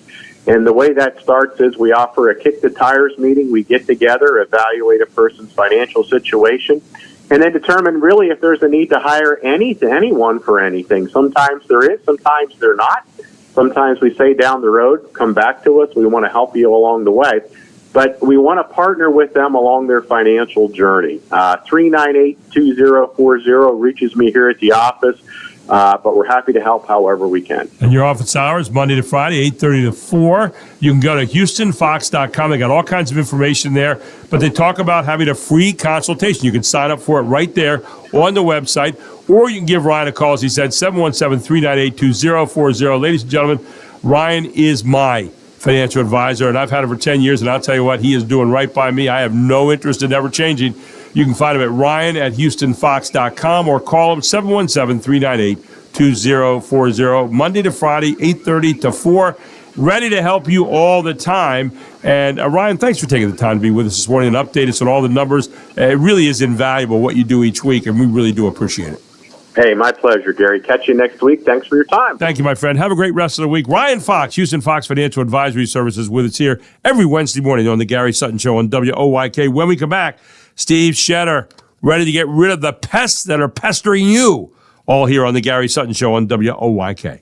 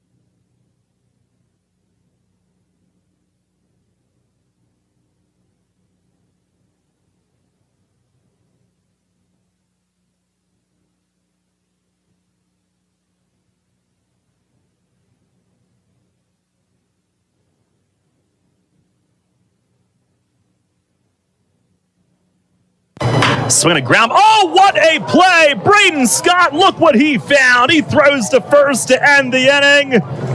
Are you kidding me? He was turned around on his follow-through with his number 13 facing the hitter, and he just stuck the glove out next to his hip, and the ball went right into the pocket. Swings, drives it, in the air and left. Lucky going back. He looks, it's gone! Ryan Higgins, home run number 19 of the year, 426 feet away. As he swings and drives one to deep right, Martin looks up, it's gone! William Simonite, 0 for no more. Arocho swings and hits it in the air, right center. This is hit well. Martin at the wall, it is gone!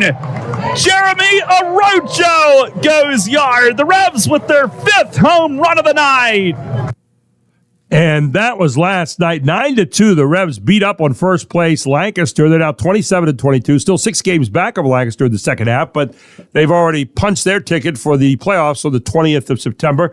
5 home runs last night by the Revs, including Ryan Higgins, 19th. I think that ties for the lead for the team. 17th by Simonite last night as the Revs really laid it on big time. Welcome back to the Gary Sutton Show here. Oh, by the way, they're up again tonight. 6:15 here is airtime on WOYK. 6:30 is game time from Lancaster tonight in the War of the Roses. The Revs actually lead right now, I believe, by 2 games. And Darryl will be coming that way for you tonight. 8:22 here on a Wednesday morning here on the Gary Sutton Show as we come to you live from Brooks Robinson Plaza right here at Wellspan Park, where I know Steve Shetter likes to visit now and then. Steve Shetter, the head of TES, Total Exterminating Services, trusted, local, family-owned. Pest control is what it's all about. And, you know, he's my pest control guy. And, you know, a lot of us experience pests, especially at this time of year, but I experienced mine during the summer with the ants. I am, if I sound fanatical about getting rid of ants, I am. I can't stand ants. I can't stand any kind of pests. I'm talking about the animal kind. And I got so nuts about it this summer that I went looking for someone, and I found him in Steve Shetter and TES, Total Exterminating Services. He takes care of pests for residential and commercial pest control for those of you who have businesses out there. And you can give him a call at 717-951-3868 or go to steven.shetter@testpest.com or listen in right now as he joins us here on the Gary Sutton Show. Good morning, my friend. How are you? I'm wonderful, Gary. How are you doing this morning? Steve, I am so much better because the ants are gone. I'm happy. It's the end of summer. But I also know that this is a time of year that's kind of like a collision point for pests who are running to kind of bother us right now. Let me calm down. I don't want to get started.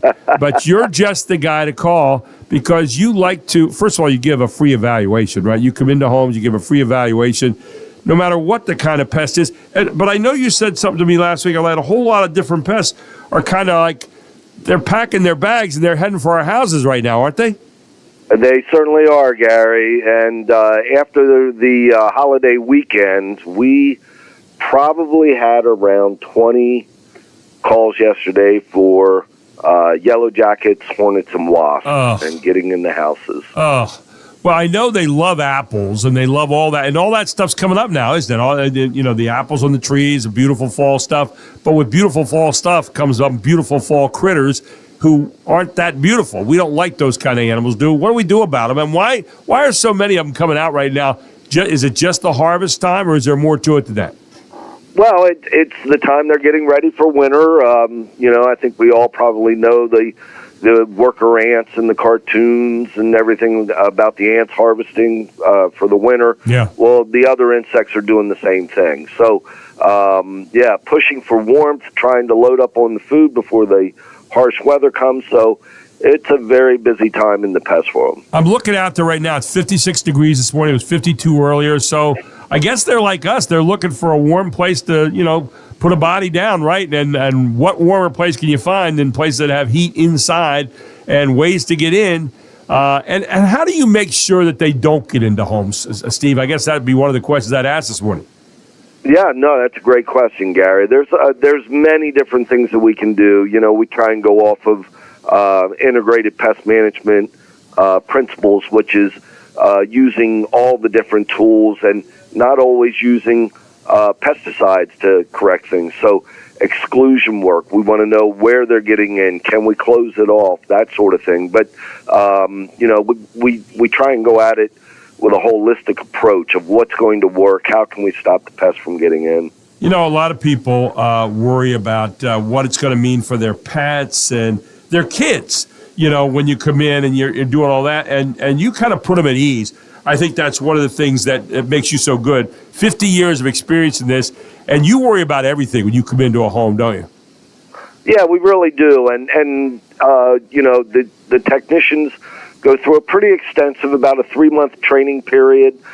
They need to be licensed by the state of Pennsylvania before they're allowed to do any applications on their own. And the one of the first things that we teach them, Gary, is the label is the law. And as long as we're following those principles, then yes, then you know, I can usually put someone at ease as far as how safe the products are that we're using. Now, when you talk about a free evaluation, you mean free in every sense of the word, right? A lot of people say, okay, I know that word free, it comes up. But you're a guy, because you live in the community, you really do mean that. And talk a little bit about what a free evaluation would mean in terms of, you know, getting ready for the winter, maybe being proactive and getting out in front of these pests before they really start to blossom, right? Yeah, so most of the big cookie cutter companies now, when you call in, they're gonna try and sell you the farm without ever taking a look at your situation. They're gonna quote you over the phone. They're gonna try and get you on a program over the phone, and it can run into quite a bit of money. And what we try and do is I have Kathy, Denise, and Beth here in the office, and when you call, you're going to talk to one of them. They're going to set you up for a evaluation. We're going to meet. I'm going to come out to your property, and we're going to assess the situation. What do you have? Properly ID that. How bad is the infestation, and what kind of a game plan can we come up for you? And yeah, all of that is at no charge. Well, you know, you and I hook up because I'm in favor of family business, and you are a family business. You're local. You serve Lancaster, York, and Hanover. You have a face out in the community. People see you. More than 50 years of pest control experience. That's one of the things that I look for. What's your experience? And then affordable programs designed for your needs being people that you see out in the community every day, right, Steve? Yeah, we're part of the community. I love meeting new people. So, you know, I still love what I'm doing after all this time, Gary. Well, and people can tell that every day. When you come out or when you send people out, that kind of enthusiasm really shines through. And then, most importantly, and you know me, I'm an old coach, results. You got to get me a win, not a loss, and you get wins all the time. And one of the things you do, and I really signed up for this, quarterly, you're checking on me regularly, and I like that someone's got my back when it comes to pest control. Yeah, that's our most popular program that we have, Gary. It not only helps to prevent things from coming in, but it allows people to give us a call anytime that they do need us in between, and they don't pay extra for that. And you know what else? They give 1% of net profits donated to local charities. That speaks to me about your character, and I love people with character, and I love people that are giving back, and you're giving back to the society as well from what you're making out. I think that's really great, Steve. Thank you, Gary. Steven Shetter. Give him a call today. Remember this number. Write it down right now, 717-951-3868. You can go to testpest.com. That's TES, Total Exterminating Services. Kind of sounds like it has a final finality. It does have a finality for pets, or for pests, rather, not pets, pests. Add the S to that one, because pests are going to be gone. Testpest.com. Steven Shetter at pesttest.com. That's Steven.Shetter at testpest.com. Steven.Shetter at testpest.com if you want to email Steve, or 717-951-3868. They are my pest control services, and I'll tell you what, the best that I've ever come across. Thank you, Steve, for being with us each week, and thank you for all you're offering the community right now. You're just doing a great job out there. Appreciate it. Thank you, Gary. Thank you, buddy. We'll talk to you again soon. Steven Shetter, we'll talk to him next week here on the Gary Sutton Show on WOYK. Coming up next, Julie Wheeler's got a whole lot going on in the county right now, and she'll share it with you right here. She is the President Commissioner of the York County Commissioners, right around the corner at 8:35 here on the Gary Sutton Show on WOYK. This hour being brought to you by Test Pest. That's exactly right. Check them out at TestPest, TESPES.com. And Stephen Shenner, give him a call right now at 717-951-3868. He is trusted, local, family-owned when it comes to total exterminating services for pests in your home. I'm Gary Sutton, back with more right after this.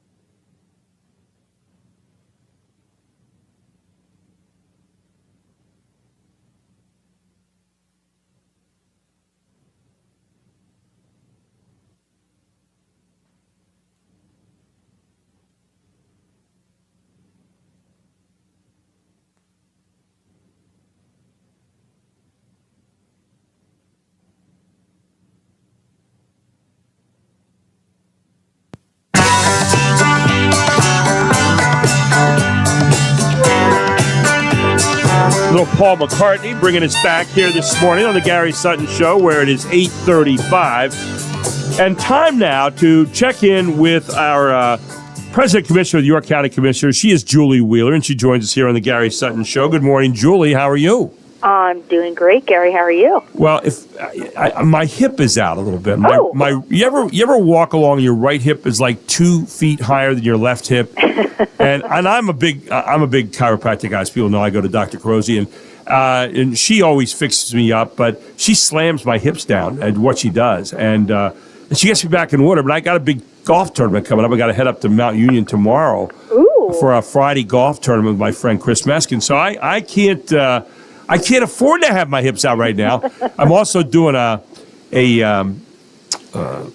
press conference this morning with Danielle Makapani up at I'm going to be up at the Links at Gettysburg, where they're going to have a ladies senior PGA stop 2 years from now in 2027. So, I'm getting up there to MC that. I don't have time for pain, Julie. I just don't. You're always the picture of health and the picture of athletic activity, and as is your husband, Mike. And so you don't understand that when you get a little older, some of these aches and pains come more often. You see, that's what I'm saying. It's life, right? Well, it is life. Yeah, exactly right. But, I've been playing with a back brace on lately, and I just, I'm tired of it. So I'm going to get fixed up here in a few minutes. But I'm always happy when you join us here on the Gary Sutton Show. You had attended an Eagle Scout Court of Honor last night. My dad was an Eagle Scout. I never made it that far in scouting, but my dad was an Eagle Scout. Tell me a little bit about the Eagle Scout Court of Honor last night. You get to go to those kind of things all the time, don't you? I do. It is one of the coolest things I get to do is to go to these Eagle Scout Court of Honors and just celebrate these young men and what they've accomplished at such a young age in life. This one was up in Shiloh, and it was a young boy, Matthew McKinney, and he is the 108th Eagle Scout in the Boy Scout Troop 94, which he's a part of. The first one was, I don't think inducted is the right word, but that's the word that comes to my mind, right, in 1953. So a long legacy with this Boy Scout troop and turning out Eagle Scouts. Yeah, he... for his project, I always am fascinated at what these young boys pick to do their projects. He noticed that the Cador's furnace was in need of some improvements, and so he worked and he constructed steps with safety railings and made improvements to the parking lots. And, when we think about building a better York County and strengthening the quality of life, what a great outdoor project, that ties to our history. So it was really cool. Yeah. When you look at these Eagle Scouts and you look at people, it's kind of like people say, oh, Boy Scouts, they're like a thing of the past, but they're not. They really do provide a certain direction for kids. I mean, I know they took a lot of hits over the years there and a couple things, but they do provide a direction for kids. They do provide for young men a place to go. A sense of belonging, a sense of doing something critically for the community. Talk about that a little bit, if you would. Sure. I mean, when you look at the journey that they take to become an Eagle Scout and the steps that they have to master in order to get to that level, I boil it down to leadership, right? I mean, we can talk about all the facets of leadership, but, really teaching these young men what it means to be leaders, what it means to have a personal sense of responsibility, to see things through, but, also to be good listeners and get advice from others. So what a great foundation to lay for these young men as they now, move on in the world, whether they go to college or go to vocational school, just a great foundation in leadership skills. Were you a scout at all, Julie? Did you get into any of that kind of stuff as you grew up? Did. I was blessed that my parents supported that. I started in Brownies in the Girl Scout program and went through junior. So I do have a soft spot in my heart for Girl Scouts and certainly Boy Scouts. It was great. Great way to meet young girls, and get involved in activities that help our community. Now, I know today's a busy day for you because you're dedicating a pocket park next to the York City Police Station, which was funded in part by... I'll let you tell about that a little bit, but what is a pocket park? Well, I had to learn myself what a pocket park was. Okay. That wasn't a term that I was really familiar with. It's a pocket park. It's almost like, I call it a pop-up park. Okay.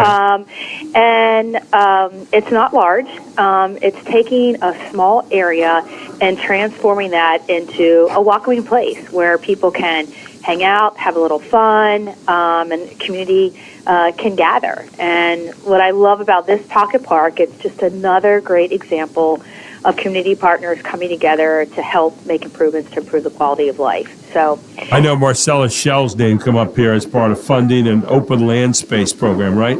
yeah, one of the things, I'm a big process person, and when I entered into my first term, I was somewhat surprised that the county didn't have a robust process in place on how to allocate the funds we get from Marcellus Shale. Right. So went to the Planning Commission because they're good at planning, and they do the program administration piece for us. The final decision does reside with the commissioners, but there is a robust process in place by which people can apply for these grants. These grants that use the Marcellus Shale funding, those projects are geared towards outdoor recreational type venues versus our other dedicated funding from the open land space millage, which is geared more towards easements and land acquisition. So York County contributed $40,000 to this project, and we're really excited to see it come to fruition today. You're meeting with realtors on Thursday to give a county update, and then Friday you're launching Recognition of Recovery Month. Busy week there with the county, right?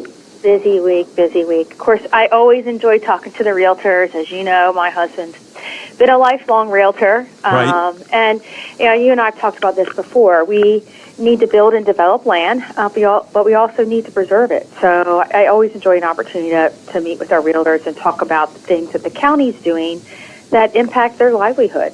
You did a little writing this week, too. I see you did an op-ed with Ron Bunce for the Children's Home of York, and that has appeared in Penn Live yesterday. Tell people a little bit about that and what the information is there. Well, I might get you rattled today, and I don't want to get you rattled. I know how you are with the state budget impasse, but don't get me started. I know, but Ron My back Bunce already has a pain in it, but go ahead. Yeah, Ron Bunce, I really admire what he's done with the Children's Home of York, and you may or may not know, I was a former board chair of the Children's Home of York. So Ron reached out to me and said, hey, would you be interested in authoring an op-ed with me all around providing stability for children in the welfare system? And I said, sure, how could I say no? As a former board president. So we wrote a joint op-ed, and it was published in Penn Live.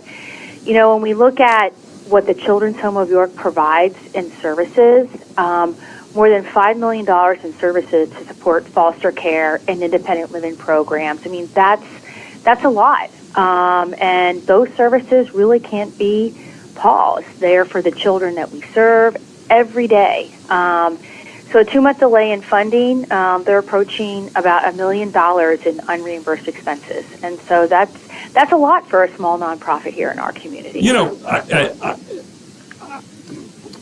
I'm thinking of my words here. I'm thinking of my words carefully. I am so disappointed with our legislators, be they senators or representatives or governors. I just can't believe that these people have put, and I know they're going to say they're standing by their beliefs, and I believe that they probably believe that. I really, and I think there are people of goodwill here. But you know what? The fact that they can't get together and come up with a budget that they have been working on since February? I think the governor's budget proposal was released. The fact that they can't get this right, this is a basic thing. This is something that they have been charged to do on our behalf in a representative democracy, and I don't get how they can't get this done. And the fact that people are now starting to be hurt. You look at school boards trying to put together budgets, trying to know what they're getting from the state. You look at people here in this particular situation where it's threatening the safety of children. You look at other people who are being hurt in this economy now or eventually. I just find it to be outrageous that they cannot come up with this right now, and I am really, really disgusted with our representatives on all levels right now. Don't hate them, don't dislike them, anything like that. I know a lot of these people, they're people of goodwill. They're people that have good motives. But you know what? When it comes to politics, I have no place for politics. I only have a good place in my heart for policy, and policy is not getting done right now because people cannot come up with the most basic thing they're supposed to be doing, which is put together a decent budget. Final thoughts this morning from you on this as President Commissioner of the County Commissioners, Julie. Yeah, I mean, we continue to push, and again, I've used this word a couple times, we're cautiously optimistic, but the longer this goes, the harder it is going to be for counties. As you know, we're in a good fiscal position, but at some point we will have to make a decision on how much more of our reserves we're going to borrow against in order to keep funding these programs. So counties are going to continue to get squeezed as the longer this goes on. So I really encourage our colleagues up there at the state to figure out a way to come to some sort of middle ground that makes both parties happy. Not easy to do sometimes in negotiations. I think you said it earlier, they all come from a good place. Yeah. It's just a matter of getting both of those good places to come together there where everyone's happy. Well, yeah, but the bottom line is that, you know, and I'm one of those hardcore guys. You know, you have a job to do. Get it done. All right? I'm an old coach, and I didn't have much in my heart for people who tried. You know, trying, I said, you know, I had a little bit more heart for people who tried and got it done. You know, trying, I'm trying. I remember there wasn't much on my grade report when I tried, but there was a lot on my grade report when I tried and I got it done. Then I got a grade, you see. Yeah. And I'm old hardcore. Call me a crusty old guy that way, but, you know, I said to somebody one time who came in and said, well, I think my kid ought to be playing more on the team. I said, well, I don't. Well, he tries. I said, okay. So I said, try this on.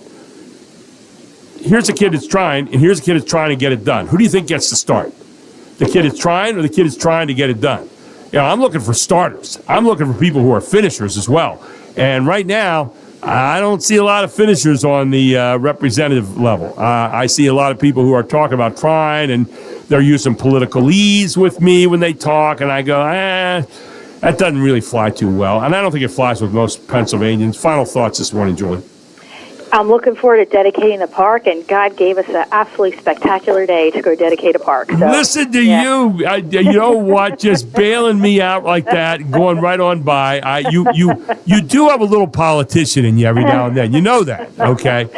Yeah. All right. Well, behave yourself. Hey, have a great time dedicating the park. That is a positive thing, and we like positive stuff. So, yes. Hey, I'll talk to you next week. All right. Be Take safe, care. okay? All right. Thanks, Julie. Yep. Bye-bye. Julie Wheeler. Did you hear that? I said a little about politicians. I think she got mad. I could have. Did you think that? I could have predicted that. Yeah, could. Yes, it's like that's what I do. I didn't say the right thing there in the right moment, did I? Just go around him. Just say, go around. excuse me. Yeah, I know. Well, Julie knows we appreciate it. Yes, she does. As the other commissioners as well. So anyway, when we come back, we are going to give you a couple other stories this morning, a few closing thoughts, and more, all here on the Gary Sutton Show on WOYK.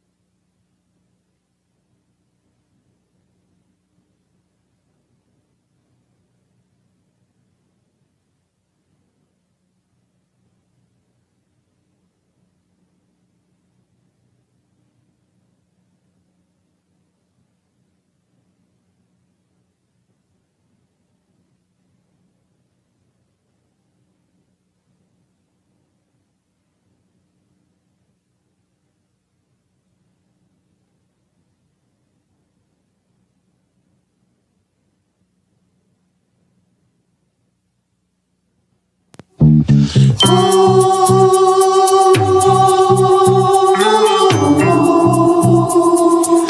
that? We're going to do the hustle here? Are we going to do the hustle? Are we? Oh, yes. Not good. Do it. Not a good look in this room. The hustle. You don't think? Gary and Mark doing the hustle. Well, but it is. I would do this if I were by myself. The windows were closed. The shades were down. I would do the hustle. Here we go. Do the hustle.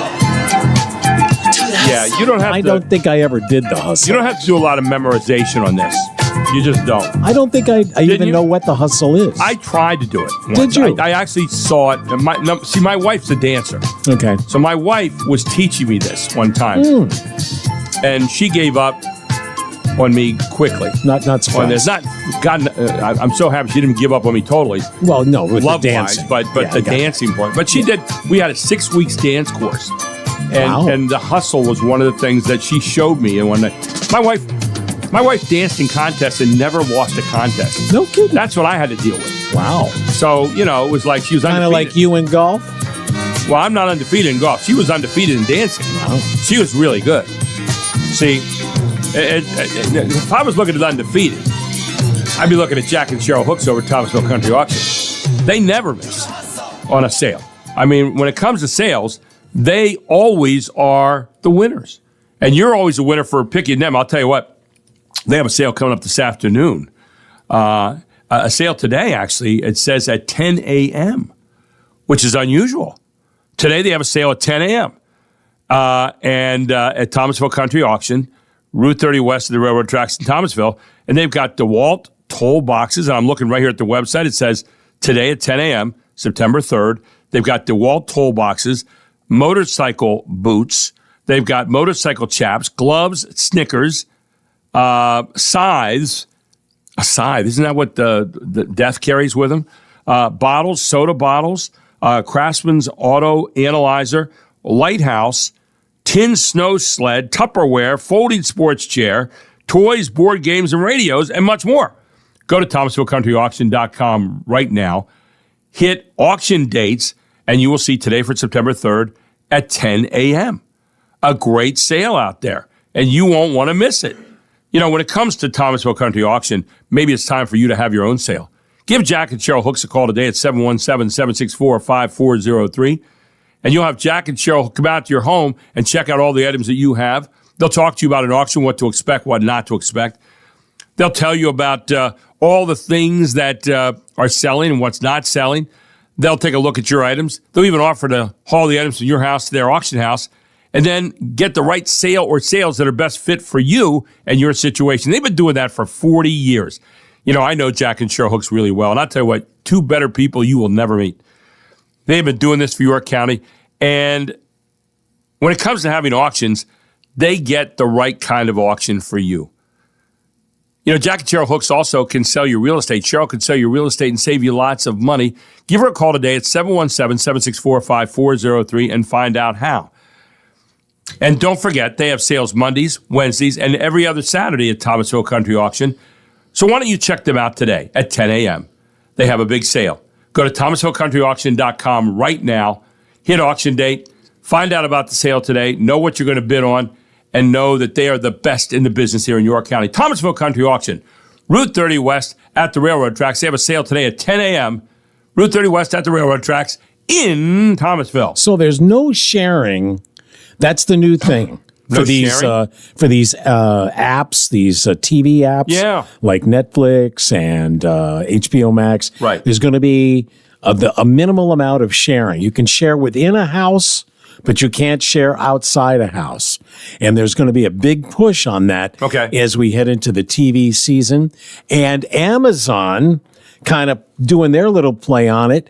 No sharing of Amazon Prime accounts now. Beginning October 1st, Amazon is ending the Prime Invitee program, replacing it with Amazon Family. The new version lets Prime members share a variety of perks, including 2-day free shipping, but only with one other adult in their household. Plus, up to 4 teens already added to the account. Up to 4 children's profiles are also allowed. But no more sharing free shipping with people who don't have the same primary address. Instead, users outside the household will be encouraged to sign up for their own Prime subscription. Under the new program, the other household adult can be a spouse, family member, or roommate, and the range of perks beyond free shipping include exclusive deals and movies. Lisa Brady, Fox News. Well, I'll tell you where there is some sharing right now at TES, actually at TMS. And I want to talk about York TMS services right here in York, a place to help you if you have depression. That's exactly right. York TMS is located at 1805 North George Street right here in York, and they are ready to help you today to take care of another possibility for helping depression. Yeah. York TMS, Dr. Gracia Etienne started that. He used to be an orthopedic surgeon right here in York. Well, he wanted to keep on helping people, and York TMS does exactly that right here in York at 1806 North George Street, just across Route 30, by the way. You'll see the sign right there. What do? They use Neurostar. Neurostar is a machine that you can use that is going to help you. And what it does, it is a transcranial magnetic stimulation. Your brain, basically, when it's depressed, kind of goes to sleep. It wants to wake up those areas and help your brain work the way it should, and it goes directly to the source of that emotion. A session lasts as little as 19 minutes. You can resume normal activities right after it's over. 36 treatment sessions to completion, and believe me, you will sit back, and it's like kind of relaxing. You can be talking to people the whole time and all of that. Why don't you find out about it today? Go to YorkTMSClinic.com. That's YorkTMSClinic.com, or give a call to 717-699-7361. They want to offer something else to you to help with here in curing depression. Thanks so much for TES, sponsoring this hour, York TES. Have a great day, everyone. It is 9 o'clock.